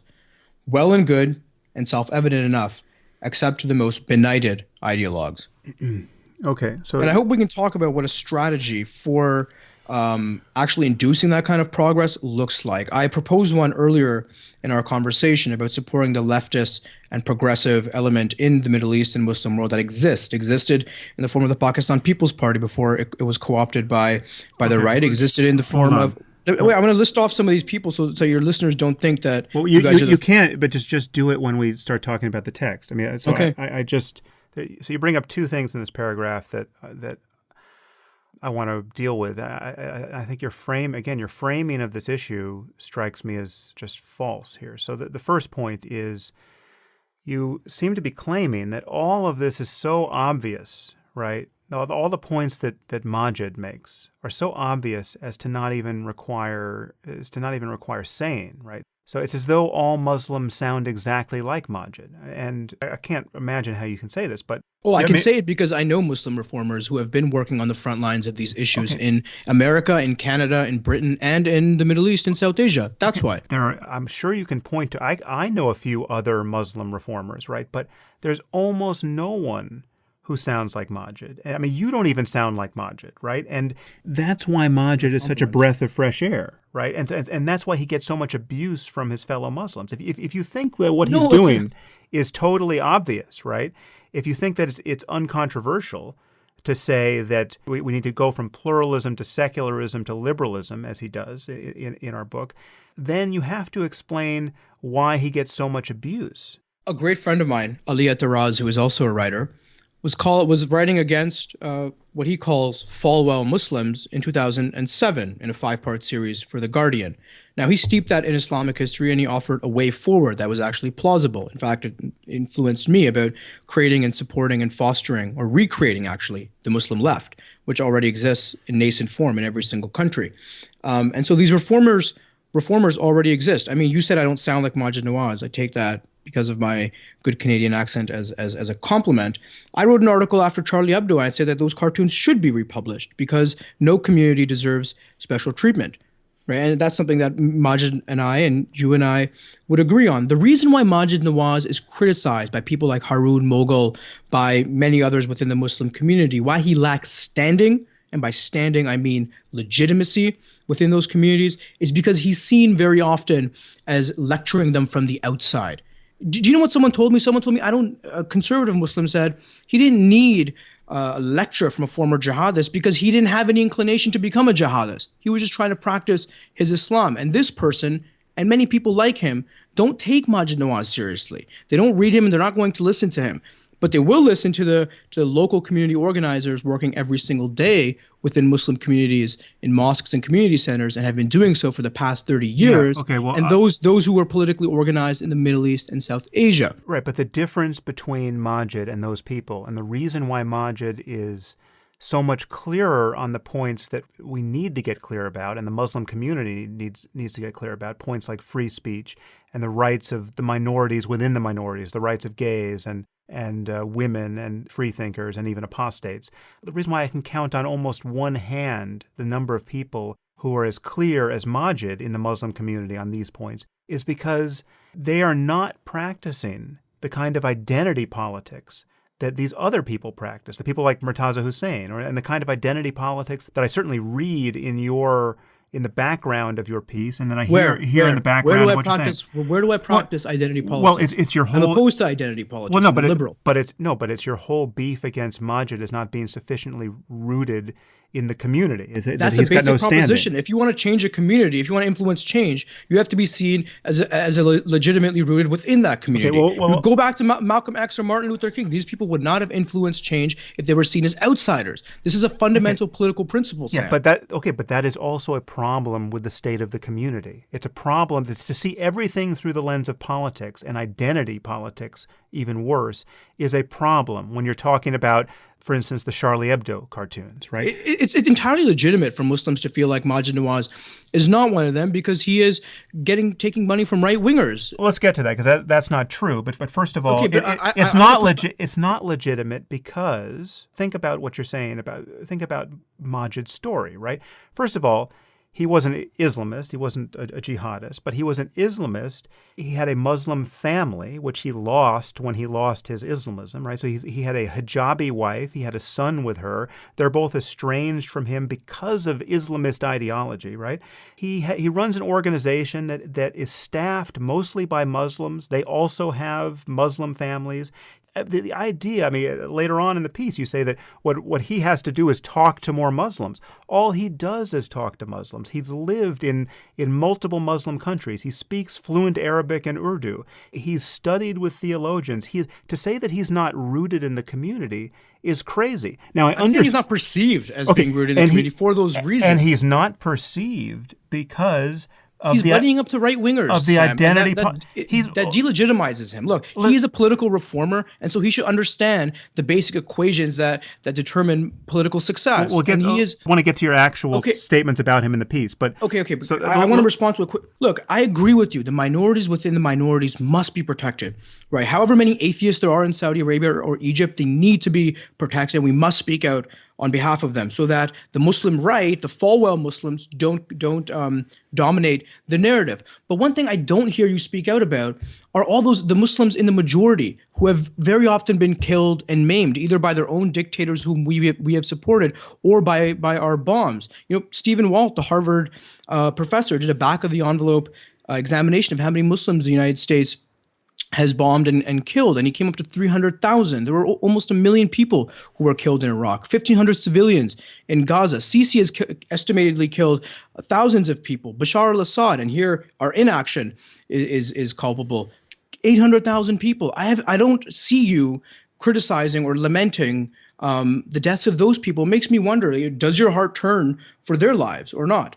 First of all, I do lament collateral damage. In fact, my discussion you dehumanize it again. Collateral damage. No. These are individuals, Sam. These are people who have been massacred and maimed. No, I don't mean to dehumanize with that phrase. I mean, that is, we can talk about that being a problematic phrase, but I'm just referring to the fact that there are people who have been killed in wars, some wars that I think are defensible, some wars that I think are not, right? I mean, there's a difference there. I view the war in Iraq and the war in Afghanistan differently, but collateral damage is a huge problem in war, and it has been for a very long time. We won what I think everyone views as a necessary war against Germany in World War II, and the level of collateral damage there was just as horrific as ever happened in human history. And now the Germans are our friends, right? So now if you're going to look at the bombing of Dresden, I think in retrospect it was probably indefensible even at the time.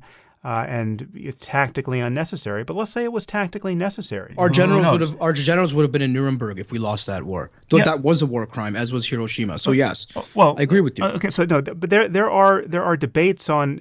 I think there are reasonable debates on all of these points in terms of, and I think Hiroshima is certainly more debatable than Dresden. But in any case, we waged war against Germany and Japan at a scale that no one could contemplate now, and certainly no one could be sanguine about defending ethically. And now the Germans and the Japanese are our friends, right? I mean, and we went into those societies. We didn't rape and kill everyone and steal all their material wealth and enslave them. No, we went in and rebuilt their societies with them, and now they are our allies. And that is the world. And there's two things to realize about that. One is that it reveals something about the importance of our intentions in waging that war. Our intention was not world conquest. We weren't trying to execute a genocide against Germans and Japanese. And there really is no moral equivalence to the two sides in that war. When you ask what the Germans would have done if they had conquered the world, or the Japanese if they had conquered the world, we would have a very different world we would be living in now. And so even the analogy you drew to Nuremberg there was false.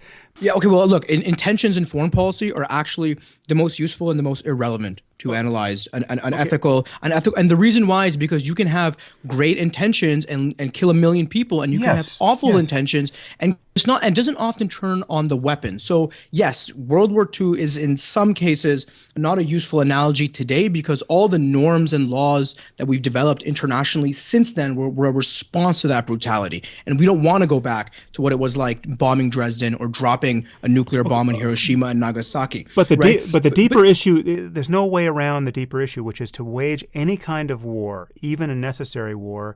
It runs the risk of collateral damage, which these numbers are huge, Sam. Yes, for the most sophisticated militaries. No, but in fact, some of these numbers are some of that data is highly politicized, and I don't know what the numbers are in certain cases because, for instance, the U.S. is getting blamed in many of those tallies. The Pentagon numbers are actually conservative. If you look at what other impartial investigators look at the casualties in the Iraq War, what you call collateral damage, and just dismiss as if these bodies did not exist. Okay. Look, again, you've just wandered into a totally uncharitable and disingenuous reading of what I said. Collateral damage is a standard phrase that everyone uses on this topic. I'm not diminishing the horror of those who are collaterally damaged. And I've written about this at length, okay? And I don't know anyone who has focused on how bad ethically collateral damage is more than I have, okay? But you exonerate by pointing to intentions, and intentions in international relations are irrelevant, Sam. Okay, is it irrelevant? Is the difference between performing our own rape of Nanking on Japan after we've militarily subjugated them and doing what in fact we did, which is helping them rebuild their society, is that difference irrelevant? Look, in terms of foreign policy and international relations, if we hold the highest principle, human rights, to be we want to save lives and we don't want innocent people to be killed, that turns on consequentialism.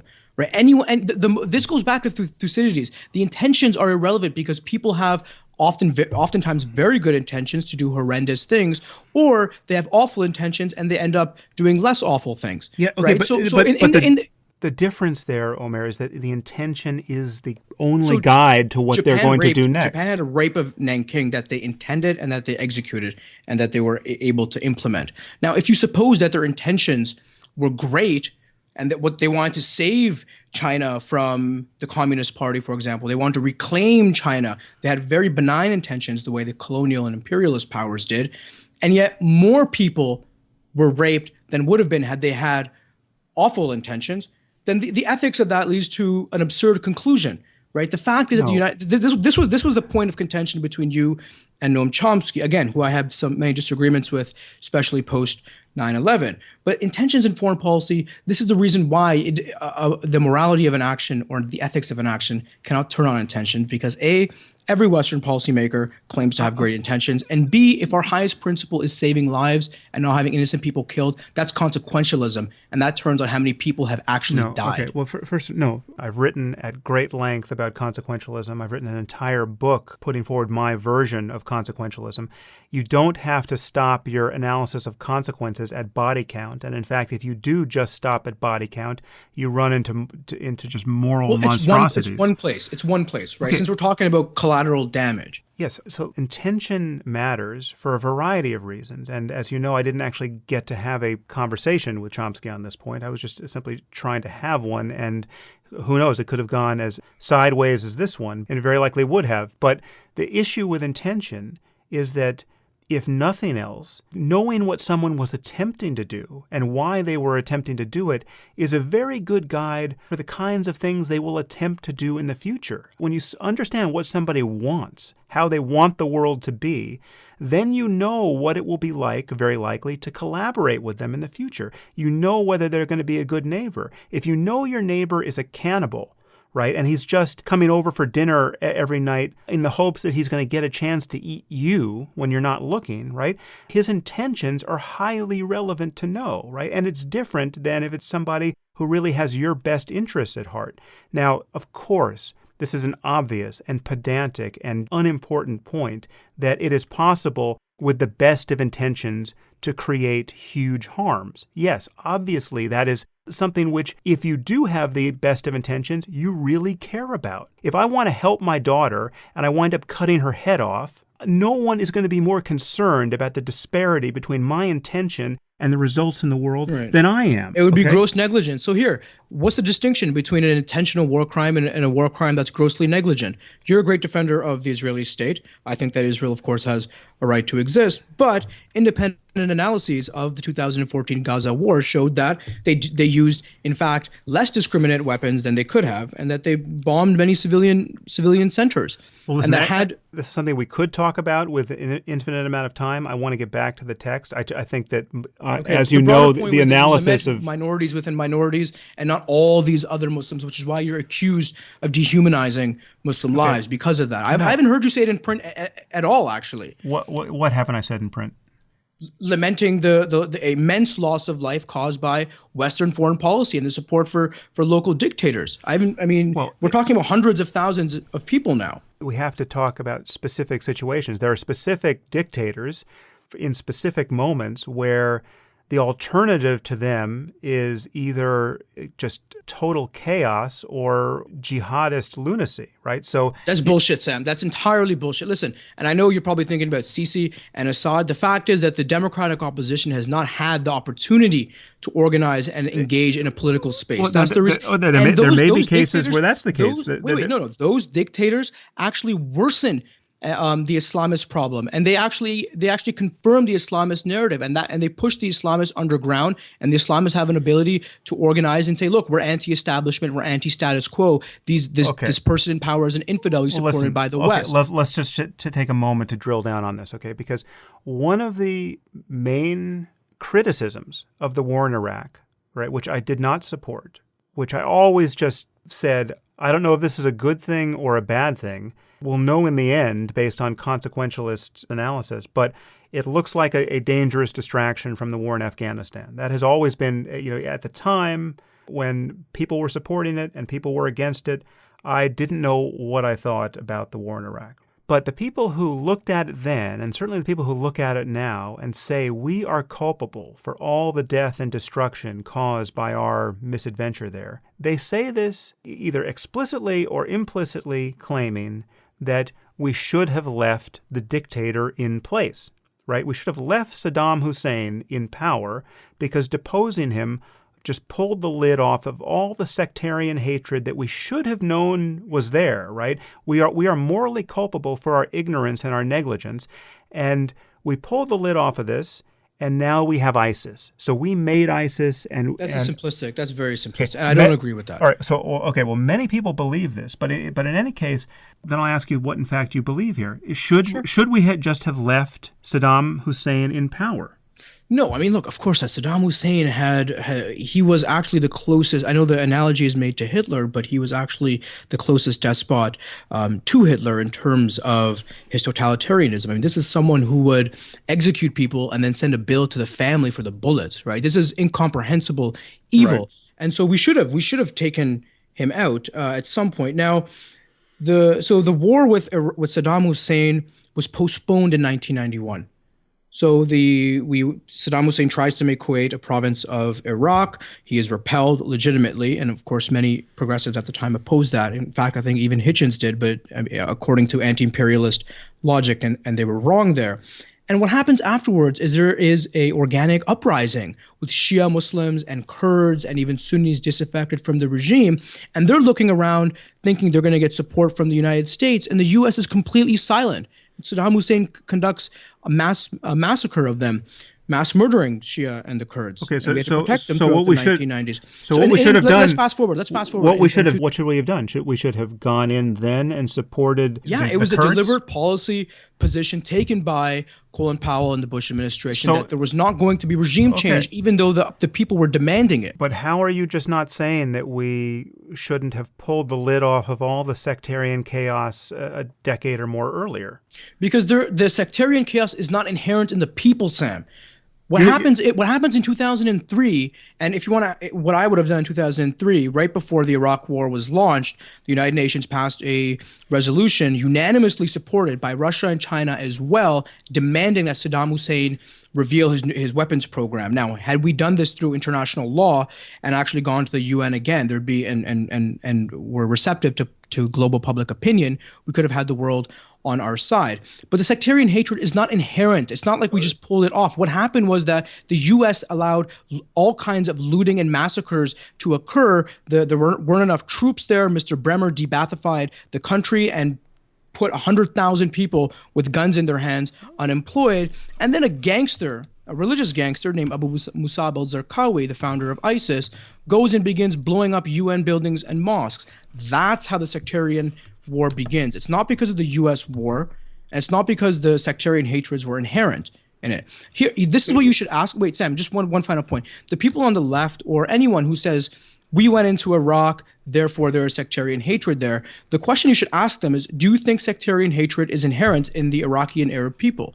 Because that's the conclusion that you ultimately have to agree with, and I don't buy that. It's inherent in the 1,400-year-old schism between Shia and Sunni, and it's spread the world over. So you have to explain why Sunnis blow up Shia mosques in Pakistan or Ahmadi mosques in Pakistan. Not Sunni, Sam. It's a particular jihadist organization. Okay. The Pakistani Taliban does this because they want to stoke sectarian yes. tensions. So, I mean, where in the Quran does it say Sunni or Shia? Wait. Again, a political dispute. No, it's not a political dispute. It's a difference of theology. I mean, What's the difference in theology of who should rule? That's politics. Well, it's a different theological reading of history and the succession after the prophet. It's a different political reading. And of it's the veneration of imams. I mean, it's tiny differences in theology, but these are the differences that matter. No, there's nothing, Sam. The Sunni Shia dispute begins after the death of the fourth caliph, and there's a civil war that takes place. For if you're going to call reasons. it, but it's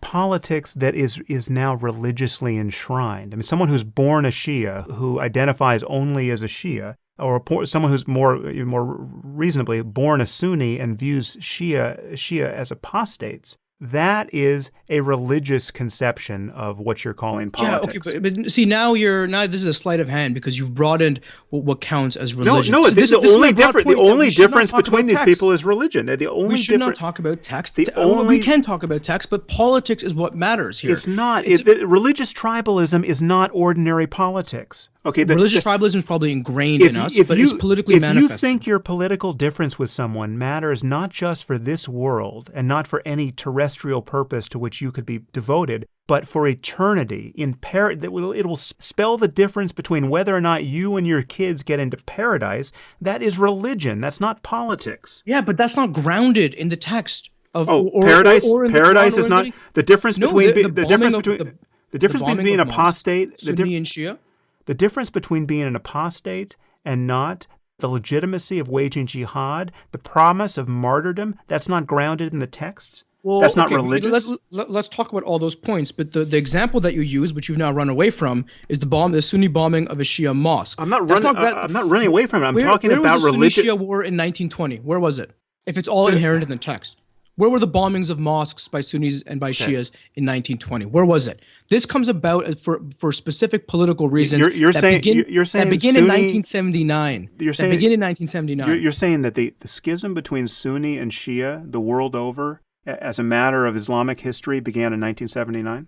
I'm saying that the bombing and the killing of Sunnis by Shia and by Shia by Sunnis begins in 1979 for a number of political you're saying reasons. there was not war. Well, there were no bombs if you go back too far in history. Prior to this, yes, the schism does exist, but they live next to each other because their only disagreement is a little bit on how they pray, depending on the sect, the principles of the faith in terms of the 5 or 6 pillars, and a political different reading of history that takes place after the Prophet's death and after the death of the caliphs. And so this is a political interpretation, but the killing, the massacre, the bombing, which I condemn and which you condemn, begins in 1979 for a number of reasons, because of the Iranian Revolution, because of Saudi. You're saying there has been no blood spilled between Sunni and Shia? No, I didn't say that, Sam. But you're saying it started in 1979? There's always wars between brothers in every single religion, and there is this thing called the narcissism of small differences, and there has been tensions. I'm saying that the modern incarnation of the Sunni Shia war that we've seen, with Saudi executing the sheikh and 50 people, and Sunnis blowing up mosques, Zarqawi and ISIS blowing up mosques in Iraq, and ISIS executing Shia, that begins in 1979 for specific political reasons that apparently you don't want to discuss. No. Well, to say that it's not theology there. To say that modern anything begins recently is a tautology, right? I mean, so yes, bombs didn't exist until what, the end of the 19th century? There were no mass killings. There were no organized, premeditated murder of Shias before. Yes, there might have been isolated pogroms that happened, but there was nothing like we've seen now. It's for 1,400 years, largely. Yes, they're also Muslims lived in peace. With each other. Well, no, okay. And very often with Jews and with Christians. All right. Well, now we're going into a variant reading of history here, which you're going to. Well, again, do you want me to quote you Bernard Lewis on this? Because he said that it was much better for Christians and Jews to live in Islamdom than it was for non-Christians and non-Jews. And that says absolutely nothing good about Islam, and just reminds us how terrible Christianity was in the 14th century or before. Right. Well, you have to historicize your comparisons, right? You can't compare it to 21st century.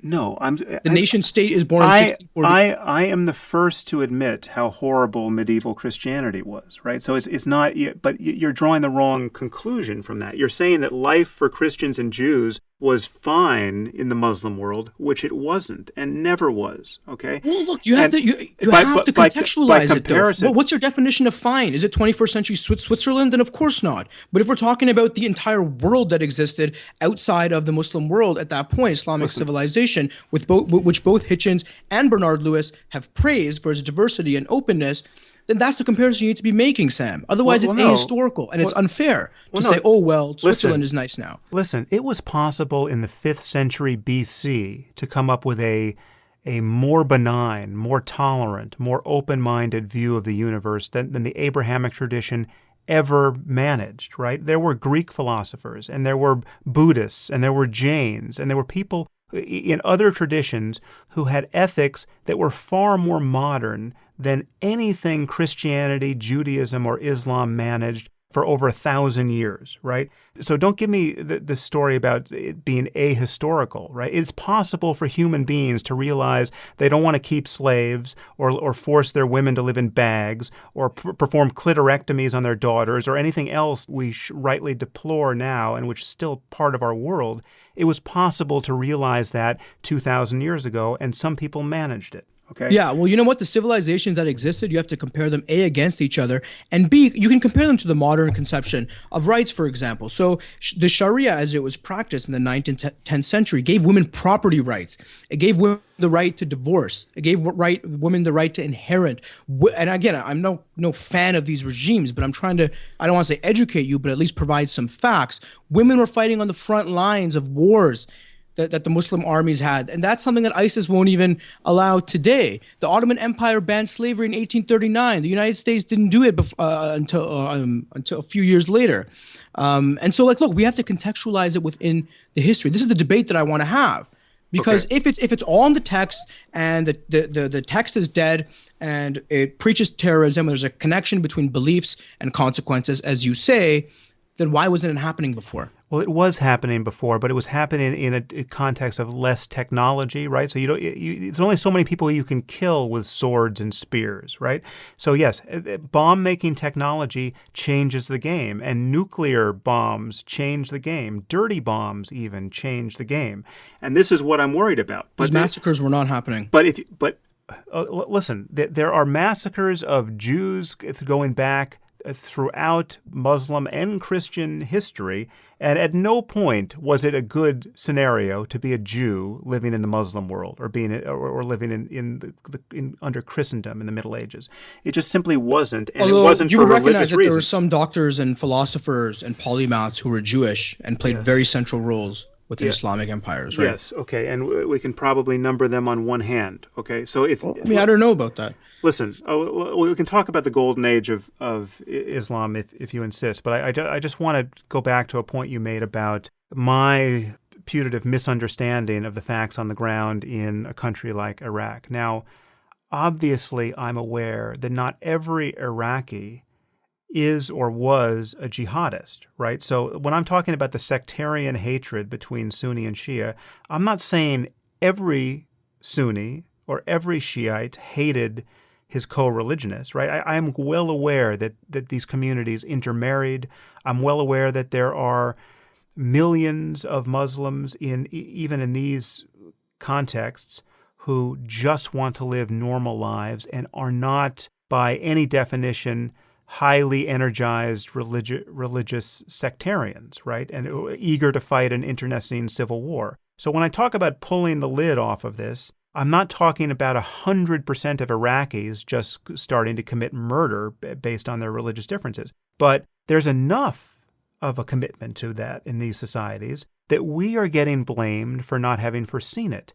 And I mean, to rewind the tape all the way back to the point where we first started to talk about dictators, it is not a crazy position to say or to wonder or to ask the question, because we are being blamed endlessly now for not having done that. It is not crazy to wonder, well, is this society just too divided along religious lines? And is it too lacking in the kinds of institutions that you need in order to have a viable democracy and a commitment to civil society for us to just depose the dictator, no matter how bad this dictator is? And that's a question that it may be very difficult to get we may only know in retrospect what was true. But again, it is one of the main reasons why people think we were completely wrong morally and remain totally culpable for the resulting devastation for going into Iraq in the first place. Yeah, well, you know what? Going into a country and doing it negligently and not having enough troops and completely debathifying the army and basically creating the space for a terrorist group, yes, we are culpable for that, very much so. But I would argue that all those failures you just listed were largely, if not entirely, the result of our not understanding the level of religious sectarianism. It's not our understanding how to do regime change. That's what it was not. The sectarian hatreds were not, you didn't just take the lid off of something that was brewing for 1,400 years. That's not how it happened. How it happened was that armed men who were worried about their lack of protection, organized, and no longer had a job. Yeah, but they were worried about their lack of protection because of the sectarian threat. Do you think that if Iraq was 100% Shia or 100% Sunni, we would have the same result when we ineptly deposed Saddam Hussein? I don't know. I mean, maybe there would be different sects. I think tribalism is inherent. Don't invent different sects. I'm talking about 100% Sunni or 100% Shia. No different. A single sect.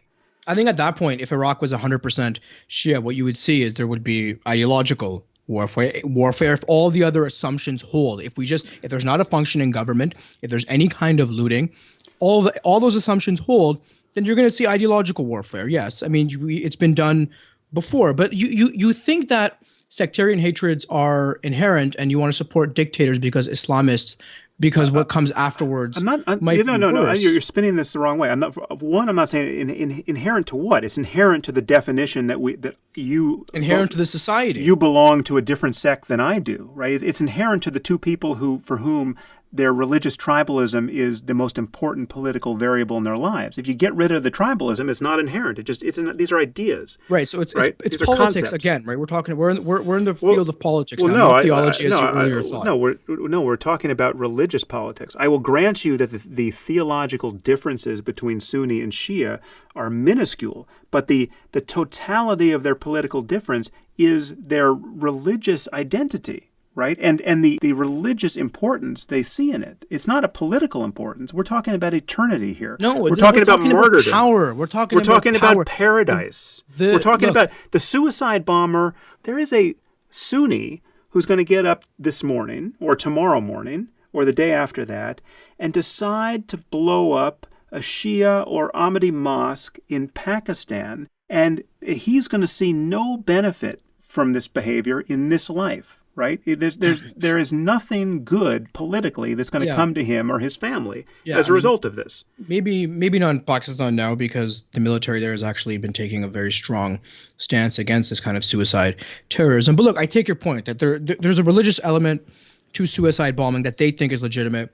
I don't think is. But I think like the problem with the Sunni-Shia conflict and just reducing it to that is that you exclude other kinds of analyses. So, for example, Shias were living peacefully in Pakistan for most of its history, again, up until after the the Afghanistan war.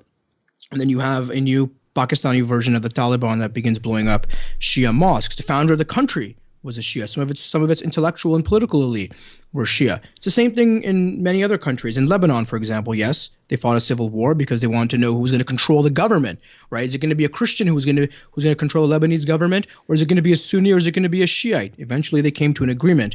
Now, it's the Shia militants and the ISIS folks who are threatening them. Other countries as well. I mean, look, in Iran, which you would say is an Islamist regime, and I would agree with you, and you would think that they're trying to put all the Jews to death. There's 8,000 Jews living in Iran. There's a seat reserved for them in the parliament. They're very proud of their Persian Jewish identity. And so it's not just the First of all, it's not, I mean, as you know, the mandate under Islam, however doctrinaire, is not simply to kill all the Jews, right? I mean, there's the whole business of allowing them to live as dhimmi, which it's they Christianity, yeah. So it's not, again, the only way to constrain this so that we're actually talking about anything coherent is to I think come back to specific points. And I want to return to the paragraph you just read, because you made another point after claiming that everything that Maajid is saying is obvious and that so many other people are doing it. You made the point that something about supposedly thin-skinned Muslims who cannot take a joke. Now, I mean, then this is the kind of writing and this is the kind of attitude that I just find just impossible to square with the facts, and it seems to betray a kind of identity politics or just a lack of engagement with the problem. So what do you mean by supposedly thin-skinned? I mean, are you doubting whether such thin-skinned Muslims exist, or are you just saying they're a tiny minority? What are you saying? There are thin-skinned people who are going to in Islam and Muslims who are going.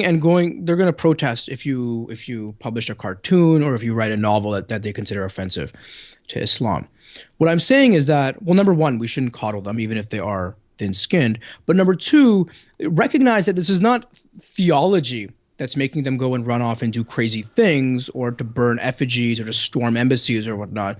It's politics.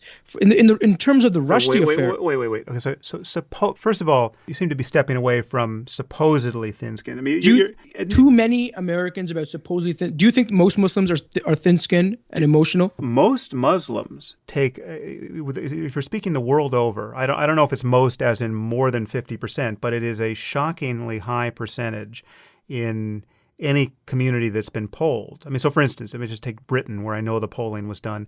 68% of British Muslims think that the Danish cartoonist should have been imprisoned, right? And undoubtedly some percentage of those thought they should have been killed. I mean, the question wasn't asked, but they asked whether they should have been punished, right?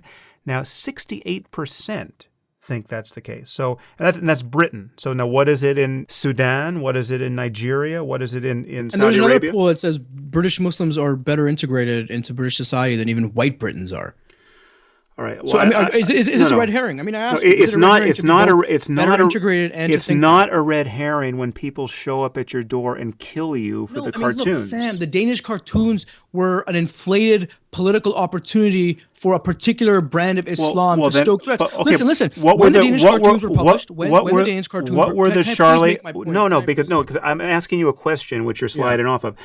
What were the Charlie Hebdo cartoons, right? This is a problem that is not going away. It is appearing in every society. Can you actually say that you think the Muslim community is no different from any other religious community on this point? Yes, I think there's a minority that's very, very vocal and that will denounce and probably even threaten violence. But I think that, look, the Danish cartoons, when they were initially published, did not cause a stir. Right, only after certain imams were contacted for comment. I don't know why journalists are contacting imams for comment on this. Only then did the Saudi diplomats begin parroting this and making a big controversy. Satanic Verses was published in September 1988, and there was no fatwa until 1989. In fact, the first country to ban the Satanic Verses was India. The reason why was because the Congress Party wanted to appease the local Muslims there, the local Jamaat-e Islami, which is an Islamist organization, in order to win votes. And then it inflated after Khomeini out Pakistan. Okay, but how does it inflate if no one has these attitudes? In fact, the Danish cartoons were reprinted by the Egyptian newspaper Al Faghr and a number of other newspapers throughout the Middle East. The thing is that, look, if people have a reason to be offended, if they're seeing this all over the news and all these imams are giving fatwas, right-wing Islamist imams, of course, if you give them a reason to be offended in that sense, then yes, they're going to be offended. Most people are going to ignore it. Which is what the Charlie Hebdo cartoons happened. It's not a matter. Okay, 4 years. I will grant you that most, or at least many, Muslims will ignore it. Right. So I'm not saying that most Muslims will kill you with their own hands if you cartoon the Prophet. Okay, but a disconcerting number of them will, and a disconcerting number will acquiesce to that, or apologize for it, or tacitly support it, or not condemn it, and a disconcerting number of liberal apologists, non-Muslims, secularists like Glenn Greenwald, will focus on the ostensible racism of the cartoons and not on the fact that the cartoonists were murdered. Yeah. I mean, look, I defended the Charlie Hebdo cartoonist, and what I'm saying is that, look, there is this right-wing fringe. I think it's a fringe. You think it's central. They're extremists. They're Salafists, Islamists, whatever you want to call it. And we should isolate them and oppose them rather than saying all these Muslims over here are so emotional that they can't take a joke. This is the point that I'm making, that the Danish cartoons, the Satanic Verses, the Charlie Hebdo cartoons initially did not cause controversy because people ignored them. People are busy. They got shit to do, But once you start calling up the imams and making this a big political issue, and the Saudi diplomats and the Pakistani diplomats want this kind of stuff to be banned, then yes, the people who are Sam, think about this. The people who were protesting in authoritarian countries against these cartoons, these people are not allowed to protest, right? How did all 100,000 protesters, or whatever the number was, show up into authoritarian squares that are closed off for demonstrations? And that those images are repeated on Western media, and we see, oh, look at all those Muslims, they're so emotional, right? This was politicized by certain actors with their own interests in mind. And like, those are the people, those actors are the ones that I want to isolate and that I want to oppose by supporting the leftists and progressives who are opposing them, rather than saying, let's paint a blank brush and say it's all Muslims. That's my ideology, and that's what I'm trying to do. And I don't think it's helpful. No one has said, I have never said it's all Muslims. In fact, every time I talk about this, I'm careful to differentiate the concentric circles of commitment to these ideas, right? So yes, there are many Muslims who don't care about cartoons, but many, many more Muslims are dodging the issue the way I think you're dodging it here, which is how am I dodging it? Please tell me how I'm dodging it. There is an intolerable difference between the status quo in the Muslim world, and the Muslim world is now our world. It's not just in the Middle East. There's a difference between how Muslims will respond at whatever percentage we're talking about to criticism, to jokes, to art they don't like, to novels they don't like and even haven't read but just heard they wouldn't like if they read them, to dissidence, to apostasy, to free speech.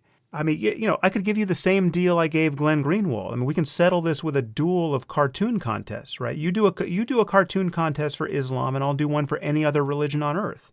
You want to take me up on that? Well, I mean, let me think about this at least. Okay, yeah, and then send me a postcard from the Witness Protection Program. Yeah, I mean, look. No, but don't change the subject. I'm not changing the subject. The status quo here really is intolerable. That you just posed no, but it's not simplistic because it would completely fuck up your life. Okay, is Islam the problem here? Yes. It's Islam the problem. It's not the politics and the political actors on the. No, because there are people with no political grievances, personally none, right? People who are just living their lives, but who, I'll tell you, here's a story, right, that I'm simply one node away from, which, I mean, this is technically hearsay. I mean, I wasn't in the room when this happened, but this is a story which I believe to be factual. One of my own doctors, okay, was having lunch with an Indian Muslim doctor in India, right? And brought up the Salman Rushdie affair. And this is now going back decades. This is when Rushdie was in hiding and he had, his excruciating security concerns. So two colleagues talking, right? The doctor I know is an incredibly well-esteemed doctor. And presumably his Indian colleague was a real doctor. He certainly said he was. And they brought this up, and he asked him what he thought about this. And he said that he would have killed Rushdie with his own hands. Okay? Now, this is not this may be how did your friend respond, or how did your doctor respond?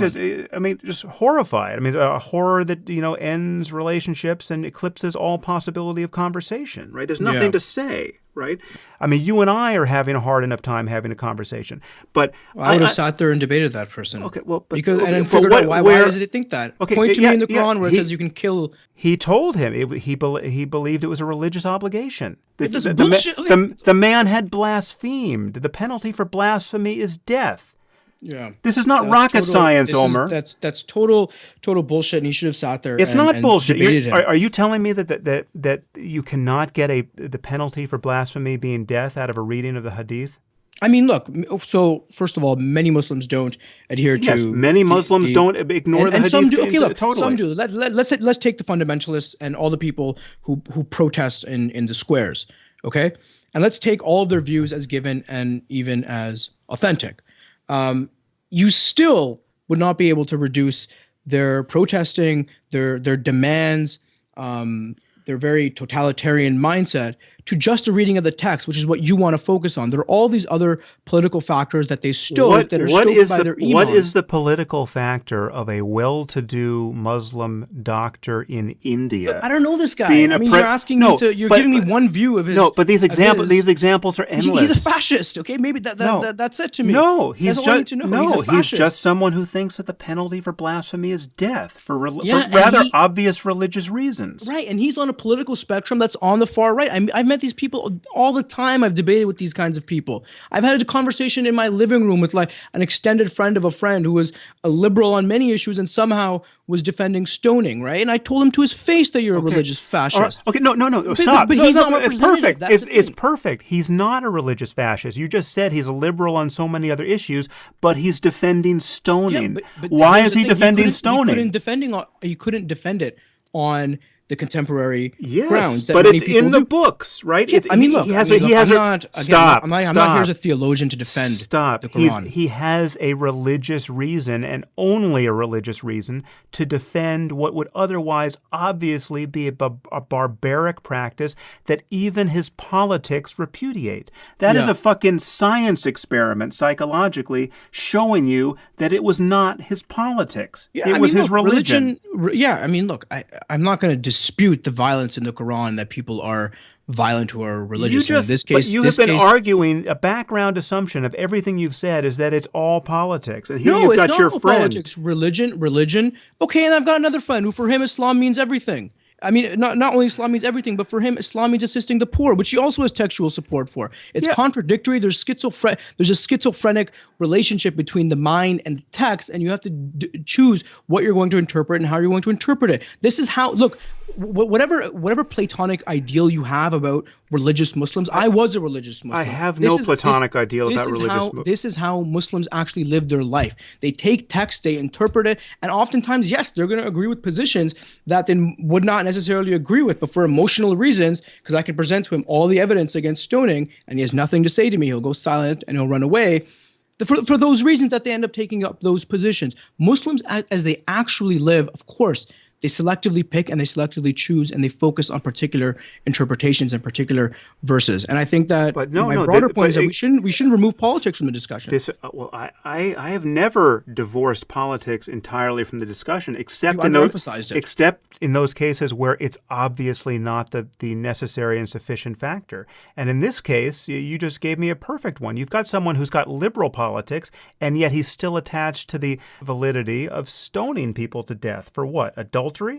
I mean, he gives religious examples, and then look. Remember earlier today I said that. But wait a minute, I don't want to miss this point. Or I'm fleshing it out. I promise. I'm not gonna dodge you, and if I do, then bring me back to it.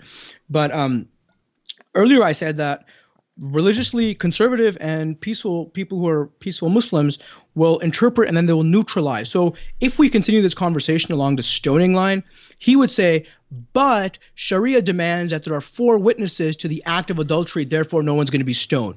Right. So of course now you can say, oh, he's still violent. He still believes it, but he's rationalized it to himself where it's not existent anymore, but he can still believe in it and still claim to be a good Muslim because he doesn't want to feel like he's a sinner. This is how people do it. They proceed dialectically through it. So it's not enough to just reduce it to, oh, he believes in stoning. He's a liberal. He's a bad person. He's a religious theocrat. Right. Like that's how he would respond to you, Sam. And so the point I'm trying to make is that it's more complicated than you have it. No, it's not more complicated than I have it. The only reason why he would ever get it into his head that maybe sometimes you want to stone people to death is because it's in his holy book. If it wasn't in there, he wouldn't think it. And he certainly wouldn't get it from his liberal politics. Okay? Yeah. And he's a religious person. And if it's said in the book that you need 5 witnesses, he would think there needs to be 5 witnesses. And if it said in the book you don't need any witnesses, well, then he would think that, and he would find it even more tempting to stone people to death. And so this is the point. I don't know. I mean, look. This is the point I always make. Will not be tempted to stone. Okay, so this. They agree with it in the abstract, the way many people agree with all kinds of ideals in the abstract. If we know anything about our world, there's a significant number of people who agree with it in fact and are moved emotionally and behaviorally to act on these precepts. And ISIS is the perfect example. So let's isolate them and combat them. I don't know why we're talking about all these peaceful Muslims and that you keep lumping in saying we're at war with Islam. Because it's all on a continuum, and we're talking about the far right here, your liberal friend whose only bulwark against stoning his sister to death for adultery or fornication is that he would have to find 4 witnesses rather than 2. Right? That's nonsense. No, that's not true. He would have a moral argument against it if we kept proceeding along these lines dialectically. The fact that you have to waste any time at all is the problem. Well, I mean, welcome to the reality of the world. People are religious. They live in these traditions. But it's only the reality under Islam at the moment. That's the problem. I mean, I'll come back to the cartoon contest. I wouldn't let you, if you were stupid enough to accept my challenge for a cartoon contest duel, I wouldn't let you do it. Wait, Sam, I'm not going to accept it. No. I've got writing to do. I'm busy. Don't kid yourself. It takes no time, and it wouldn't be a matter of time wasted. You'd be wasting your life, and you know it. Okay, here's what I did do, which is write an article in the New Republic and shared it widely, saying that the Charlie Hebdo cartoons should be reprinted. Didn't get any threats based on that, and if there were, then we'll deal with that situation when it arises. I'm not afraid of the assassin. Nor will I be silenced because of what a fascist thinks. I'm sorry. And I'm not Glenn Greenwald either. But the point I'm trying to make to you is that there's this extremist right-wing fringe that I'm trying, and I think you're trying, to isolate that has very far right-wing politics. And that asking any Muslim who's believing to stop believing in their text is to cut their religious legs from under them. It's not going to happen. As you'll notice, that is not the line I took in my book with Maajid. I spent absolutely no time trying to win the debate in favor of atheism against Majid. I was not trying to, there's not a line in that book where I am trying to get Majid to admit that believing in Islam or believing that the Quran is the word of God is something that he has to give up, or that is the only way forward. He persuaded me. In fact, I was persuaded before we even sat down. I mean, the reason why I collaborated with him on the book is that I was persuaded that another conversation had to happen. We have to find some way forward for secularism and liberalism within the Muslim world, and that cannot be synonymous with atheism. I mean, support for the Muslim left. Look, if you take I'm not sure if you've ever seen pictures of Afghanistan or Pakistan, yes, or even Egypt in the 60s and 70s. It's very liberal, right? You see women with their bearing arms. You see the sexes intermingling. You see a liberal society. Yes. Now, what happens after that, and how do we get back to that, is to support the Muslim left and the Muslim progressive opposition. But wait, just one quick point, Sam, just one quick point. In the 70s, going back to this historical period, the group that's in power is the far right of the Muslim world. And you see this. Dwight Eisenhower had Saeed Ramadan, one of the founders of the Muslim Brotherhood, in his office in the White House. The Israelis assisted in the formation of Hamas as a counterweight to the PLO as a secular group. Look, we are complicit partly in this. And to get back to a political leftism and progressivism and an openness, it requires having democracy and stability and not bombs there, right? Like, to get to that point. It was there before. It was there in the 50s and 60s. You had liberal open societies. Right now we have conservative and very closed-minded ones in many cases, where the right is on the upsurge. And it's possible to get there, but that's a political conversation that we need to be having. Well, listen, I mean, there's nothing in what I've said or written, and in fact, to the contrary, I've often written and said this, that we have to support liberal voices in the Muslim world. But the main obstacle to that support is the apologetics for the illiberalism in the Muslim world, both from Muslims and non-Muslims who are just either deluded by political correctness or false charges of racism and bigotry, or bullied into it, who think that you can't criticize the illiberalism of Muslims. And when that illiberalism comes directly out of the texts, we should honestly be able to say that there's a connection between what people hold as their sincere religious beliefs and what you're calling their political attitudes. If you want to join politics and religion at the hip and always mention them in the same sentence, fine. But there's still the religious origin of specific ideas around blasphemy, apostasy, the status of women, the expectation of paradise after death. You interpret them to be meaningless or to be liberal. Look, a holy book is more like, and I think you'll agree with me, is more like a novel than it is like a nonfiction book. And not only in the sense that it's fictional because it's true to the people who read it, but in the sense that it's contradictory and that you can take whatever messages you want from it, depending on your ideology. Unfortunately, not. Okay, so how do you square there's no compulsion in religion to go and kill people? If I read that, I'm going to be focusing on no compulsion in religion. But if you take me from Toronto, Canada, and you drop me into Raqqa, Syria, or into Damascus, or into the Northwest Frontier Province, I might have a different opinion on that matter, right? Because I'm not educated and because there are drones flying above, or because I've been radicalized by some organization, right? So, I mean, fundamentally, and this is to my broader point as well, I concede, of course, religious beliefs matter. They have a very important influence on consequences. What I'm also saying is that surrounding and underlying political and social circumstances also matter, which help explain why terrorism and Islamic terrorism, Muslim terrorism today is such a grave problem in a way that it wasn't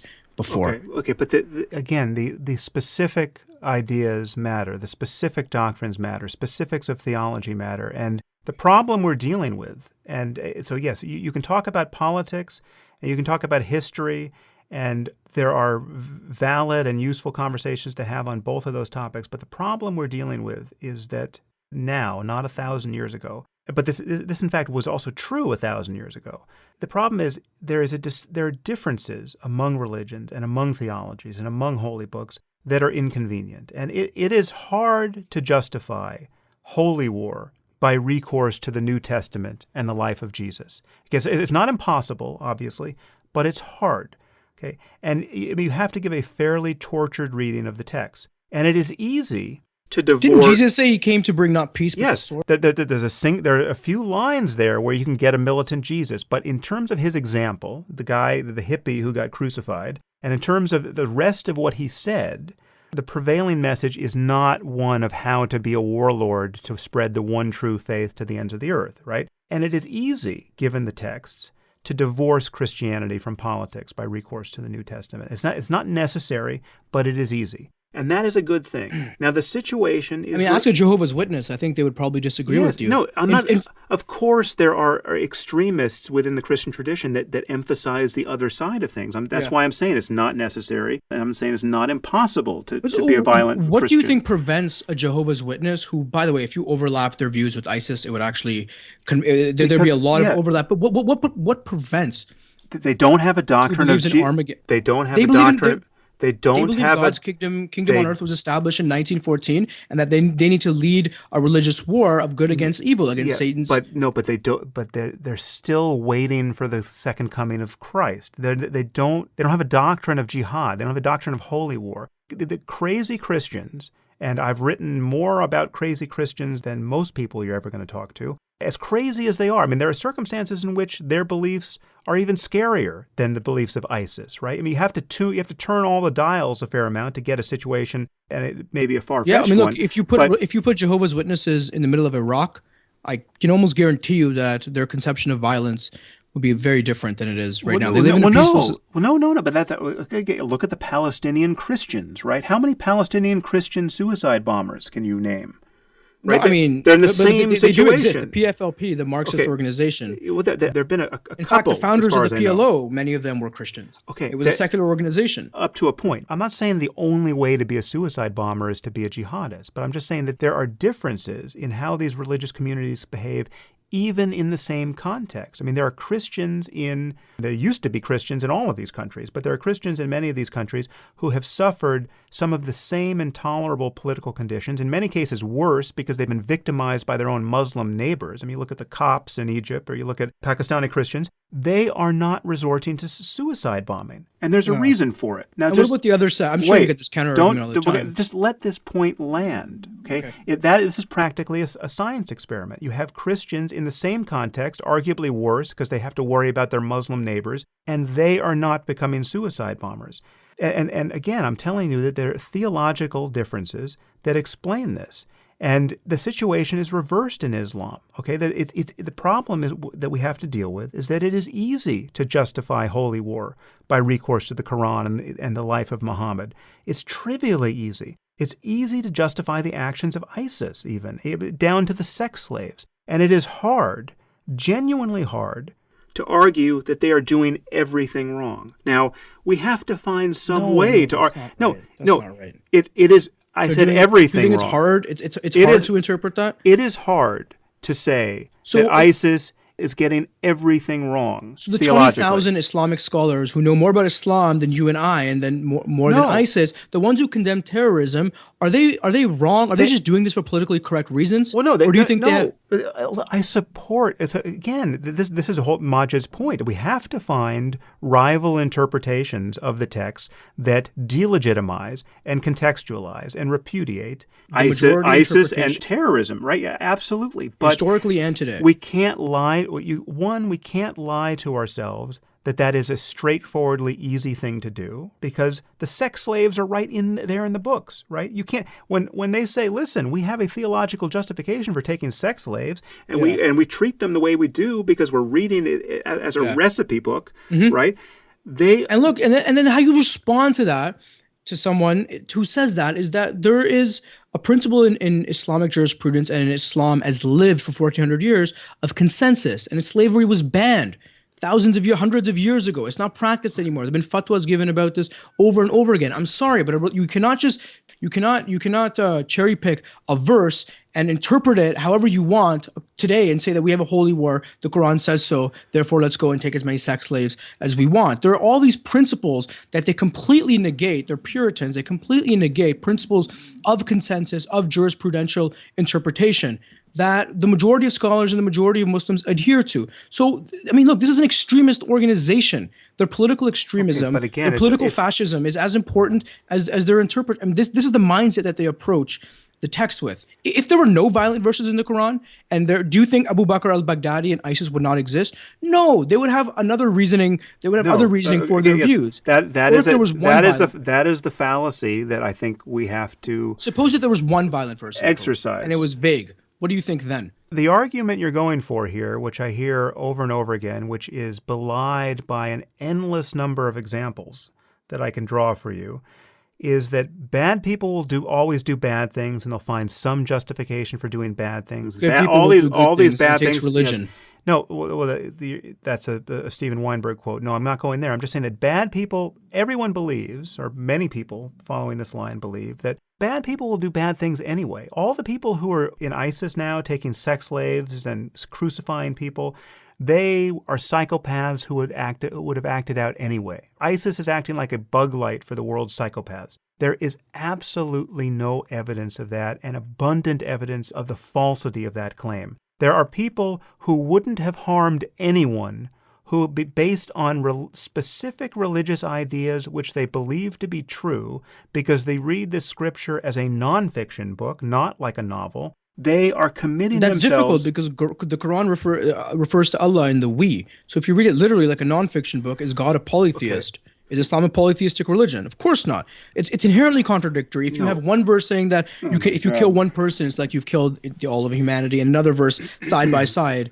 extolling the virtues of jihad. There are specific verses that you can cherry pick, which you can use to say there's something far more tolerant here than what ISIS is up to, and we have to hold to that tenaciously until the end of the world. Yes, great. And I'm glad that Muslims have those resources. They don't have nearly the resources they need, or that I wish they had. They don't have nearly the resources that Christians have, because the Bible is an enormous book that is massively self-contradictory, and that it does not have any kind of unified message that's analogous to what you get with a Salafi reading of the text. Yeah, Salafi reading. The issue here, and now I think we have to get into the end zone here without dealing with really the meat of your review, and I'm sorry for that. We just got bogged down on so many other points, and now we've crossed the 3-hour mark. But the issue is that all of the background assumptions, all of the commitments to having this talked about in a certain way and pushing back against specific points and deliberately or virtually deliberately misunderstanding others, that has conspired to make our conversation the way it is, and has conspired to make you think Maajid and I are up to something sinister and selfish and totally unproductive. And yet when we get into the details, you seem to basically be checking all the boxes Maajid is checking in terms of the way forward for reform. This is part of the problem. The problem. Well, my solutions are different. Okay, look, keep going, and then I'll respond. Okay, but the problem, and the reason why I wanted to have the conversation is the problem isn't just ISIS. The problem is that it is so difficult for you and I mean, you're getting your JD at Yale, right? And you're not even a religious or very religious Muslim. And you and I get so bogged down on this conversation, right? And your colleague, you're one step away from, someone who you have to argue with about the ethical validity of stoning people to death, and you're. I mean, not colleague. It was someone I had a conversation with. All right. So someone. Please don't demean me or denigrate me. No, I'm not demeaning you. I'm talking about the reality of our world. And I also explained to you how that conversation would have flowed, and how precisely he would have neutralized that conversation, and that's exactly how it happens in cafes all around the Muslim world. Great, until it doesn't get neutralized. But the point I'm making is that by a selective group of people. You have in your immediate circle. So this conversation was as hard as it was with you. Then you have in your immediate circle someone like Murtaza Hussain, who you defended to whatever degree you did in this conversation. Journalist for The Intercept, your listeners should know. Yes, and He's funded by Piero Midyar, the founder of eBay. And he's as starkly unethical a person as I've met in my collisions with so-called journalists. He is someone who I could not possibly contemplate attempting this conversation with. Right now, I don't know how much worse it would have gone with him, but given what he's done on the page and given the kinds of noises he's made on social media around this, the possibility of dialogue between me and him, a profitable dialogue, or between Maajid and him, in terms of a dialogue that's actually going to go somewhere worth going, it just seems absolutely impossible. This is the problem that I'm trying to deal with, because this is not the problem of ISIS. I mean, I'm talking about the problem of people like you and Murtaza and your other friends, the divide between Sam, you guys excuse me. By other friends, who are you referring to? Whoever. Are you referring to are you referring to my Muslim friend who returned from 4 duties in Afghanistan? Is that who you're referring to? Take this conversation up with him. He would tell you to go screw yourself because you're condemning all of his co-religionists. I'm not wait a minute. I'm not condemning his co-religionists. Sam, the rhetoric that you have used has consistently been blanketed. No. Right? I don't want to quote you your words again because it's boring. But in this conversation right now, where you're taking offense where no offense is intended or even given here. No, I'm not taking offense to you. I'm correcting you. I'm talking to you about the milieu in which you are saying someone like Maajid has no standing, and how his efforts at reform are meaningless, and that he's not an honest interlocutor. And you're treating him that way. You're treating me that way in this conversation. And yet when you look at specifics, basically you're both talking about the necessity of energizing liberal voices in the Muslim world, finding ways to contextualize and marginalize Salafi-style readings of the text. You want to emphasize secularism, you want to emphasize pluralism, and you want to find a way to energize all of the kinds of 21st century cosmopolitan values we agree on and which make a life like yours possible and a life like mine possible, that we have that common project, and yet this very conversation was pure poison. I mean, I don't agree with that. Can I respond? Look, we've had a debate about important issues that we need to flesh out our differences on. Because look, you have your critics, and I'm sure after this conversation, I'm going to have plenty of critics that I'm going to hear from them, and that's entirely fine. But look, this is a grand project, Sam. We're talking about reforming or changing a religion and how to do that. And my fundamental contention was that the solutions that you propose, number one, would be counterproductive and just aren't going to happen. Like, you're not going to be able to excise the verses. It's a non-starter right away. You're wasting your breath if that's what you think. Well, first of all, I didn't.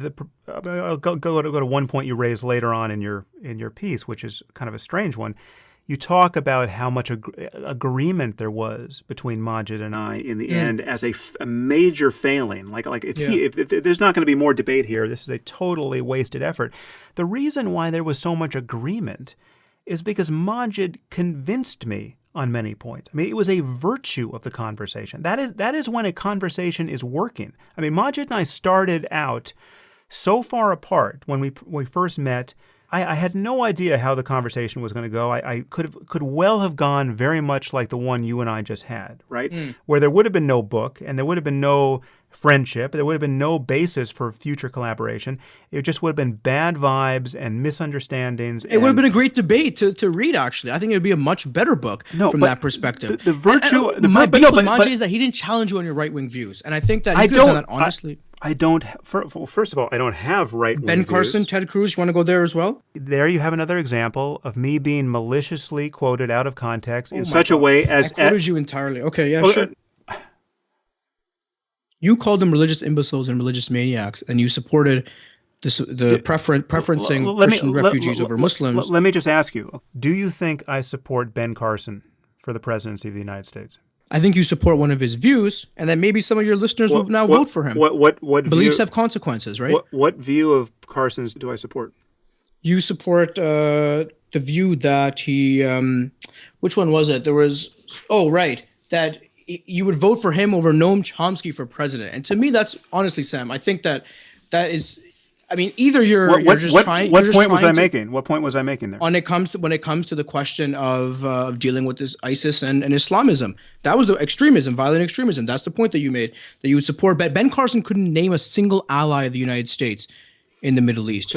Here's the exact quote. Given a choice between Noam Chomsky and Ben Carson in terms of the totality of their understanding of what's happening in the world, I'd vote for Ben Carson every time. He's a dangerously deluded religious imbecile, and it's a scandal that he's a candidate for president. So you'd vote on this issue at least for a dangerously deluded religious imbecile. The issue. Now, why is that? I mean, the only point I was making there, and it's absolutely obvious in context, is that Noam Chomsky and the far left are so clueless about the problem of jihadism globally and the erosion of free speech as a result of the larger problem of Islamism that yes, and I worry more and more. This comes back to the problem of the rise of fascism. I worry more and more that if the left doesn't start making credible, sensible noises on the problem of jihadism, more and more people, if given a choice, and we're not at that point now, but if in Europe they may very well soon be,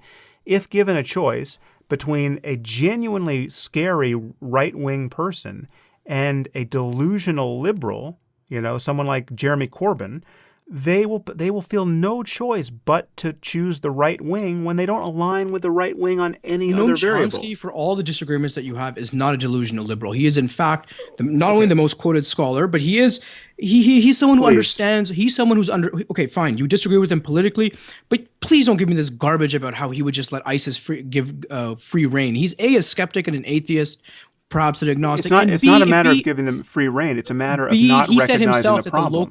He said himself, local forces need to defeat ISIS. Okay, but that's another. Okay? He's not a pacifist. Let's be honest.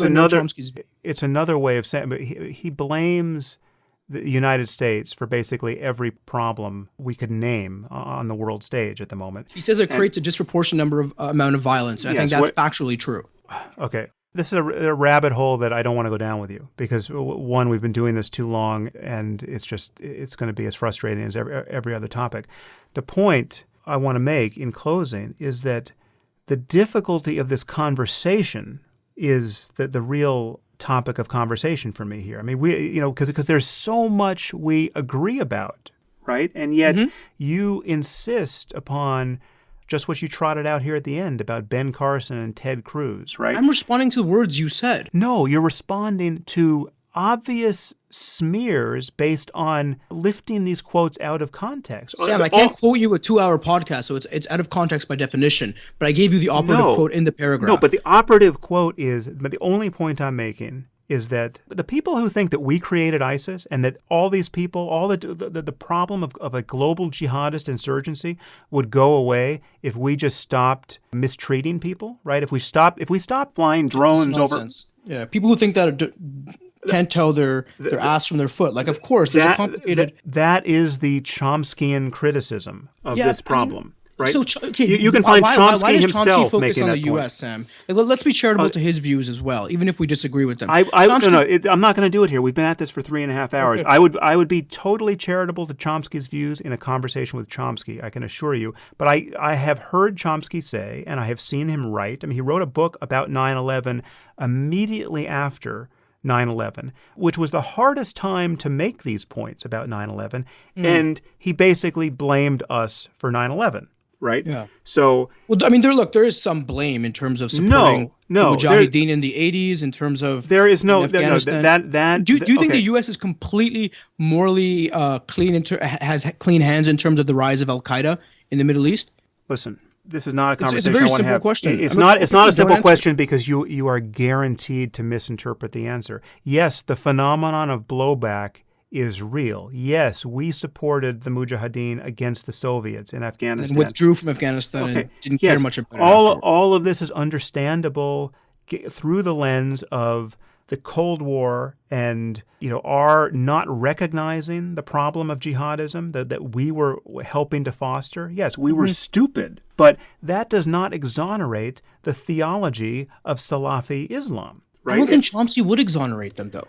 But that's the point. I think that Chomsky's analysis renders it completely inexplicable that you could have a middle-class, well-educated, psychologically normal person living in the West, the victim of nothing, who could then wake up tomorrow morning after watching an ISIS video thinking, I have to go to Syria to fight with these guys. Yeah, there's a lot of glory and utopian project involved there in addition to the text. Look, if I were to reduce ISIS, I would say it's a selective interpretation of the readings.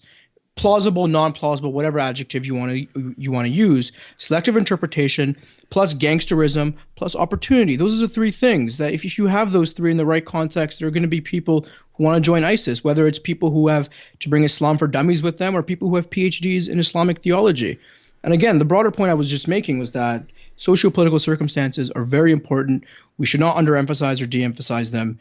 And to understand this battle and to continue supporting the leftist progressive opposition and eliminating, or at least opposing vociferously, the far Muslim right, these are the things that we need to be understanding. in the various countries that they operate. Stated that way, nobody disagrees with you, right? And Okay. I don't think so. certainly Majid doesn't disagree with you. I mean, Majid, if you're going to ask Majid whether he wants to support liberals, and you're going to ask me whether I want to support liberals throughout the Muslim world, of course we're onto that project. And those liberals include apostates and ex-Muslims and minorities within minorities. And I mean, everything or certainly Majid has ever said about the problem of Islamism and jihadism acknowledges that the first and primary victims of these theocratic trends has been Muslims, right? Liberal Muslims. And so, yes, jihadist terrorism is more a problem for Muslims than it is for non-Muslims at the moment. They're the victims of it. Yes, and I hear from Muslims and ex-Muslims all the time who support the kinds of efforts that Majid and I have made in this book. So in any case, we're just at the end. If we're not at the end of our energy, we're definitely at the end of our listeners' patience here. Yeah. And yeah. I mean, frankly, I assume I'm going to release this. I'm going to have to edit this, not for content, but for sound quality, because, as you may or may not know, every recording like this comes just replete with mouth noises and breaths and just a total mess. So there's a lot of time in editing this.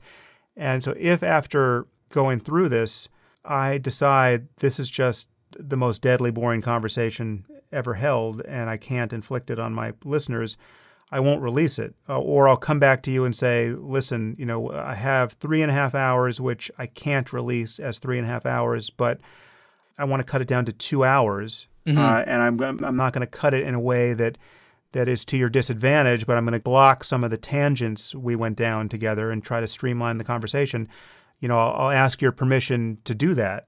Please do. But I won't know until I hear this. Yeah, I mean, look, that's fine. Personally, I appreciate this conversation. I think that, it's good that we generated a lot of heat. I have nothing against you personally, and I'm glad that there are some people who would agree with me and some who would agree with you, and that at least we could have this ideological and ideational back and forth in terms of arguments. And so all I ask is that we proceed with integrity and that, if you're going to cut it, that, we have at least a discussion or you at least ask me if it's okay so that... So it's not edited, to one party's advantage or whatever. But I'll leave that to you. Okay. Well, I would just say that, I appreciate your willingness to do this. I think Sam, who else would read a criticism of someone else like word for word on, an article like this? I appreciate your invitation. Others certainly would. I just think it seemed like a promising experiment to run, and I view it again. I won't know for sure until I listen to it again, but I just think it's, having participated in it, I think it is a cautionary tale. The lesson I draw from this is just how hard it is to converge on even the simplest and at least deniable truth claims, given just kind of the background assumptions that people are taking to these kinds of conversations. It's just, it is no wonder that the world is as it is when this conversation was as hard as it was. Yeah, but you know what? Most people with opposing views don't want to have a conversation. They want to be stuck in their silos. And so at least, I have a more optimistic view than you do on this in our attempt to have our disagreements fleshed out publicly, and we did that on a number of important issues. Honestly, when this is some of the feedback I think you will get, this was less a debate about important issues than a continuous effort to unravel. The most charitable way to say it is misunderstanding, but I think in many cases not good faith misunderstanding and assumptions and kind of tendentious moves that are just really don't belong in a conversation like this. Yeah, and look, these are complicated things, Sam. We're talking about history, we're talking about politics, religion, and theology, and lived lives. It's not that complicated. It's not. Honestly, maybe I will learn something from this conversation, but when you listen to it, I hope you will see the places where you could have had this conversation differently. It's certainly possible that I will see that for myself. I am not saying I'm open to that. But there's a lot here that isn't just a matter of these being complicated issues and we have differences of opinion. It's a matter of a style of conversation and an unwillingness to back off claims even after they become obviously implausible or shown to be unfounded, that just makes this kind of conversation impossible. Yeah, yeah. Listen, Sam, I really appreciate it. I really have to run to the bathroom, Right. and I look forward to following up. Well, there is the primal reason to end any conversation, however delightful. So in any case, Omer, best of luck to you, and Thank you. we will meet down the road. Yeah, I hope we do. Okay. Take care, Sam. Take care.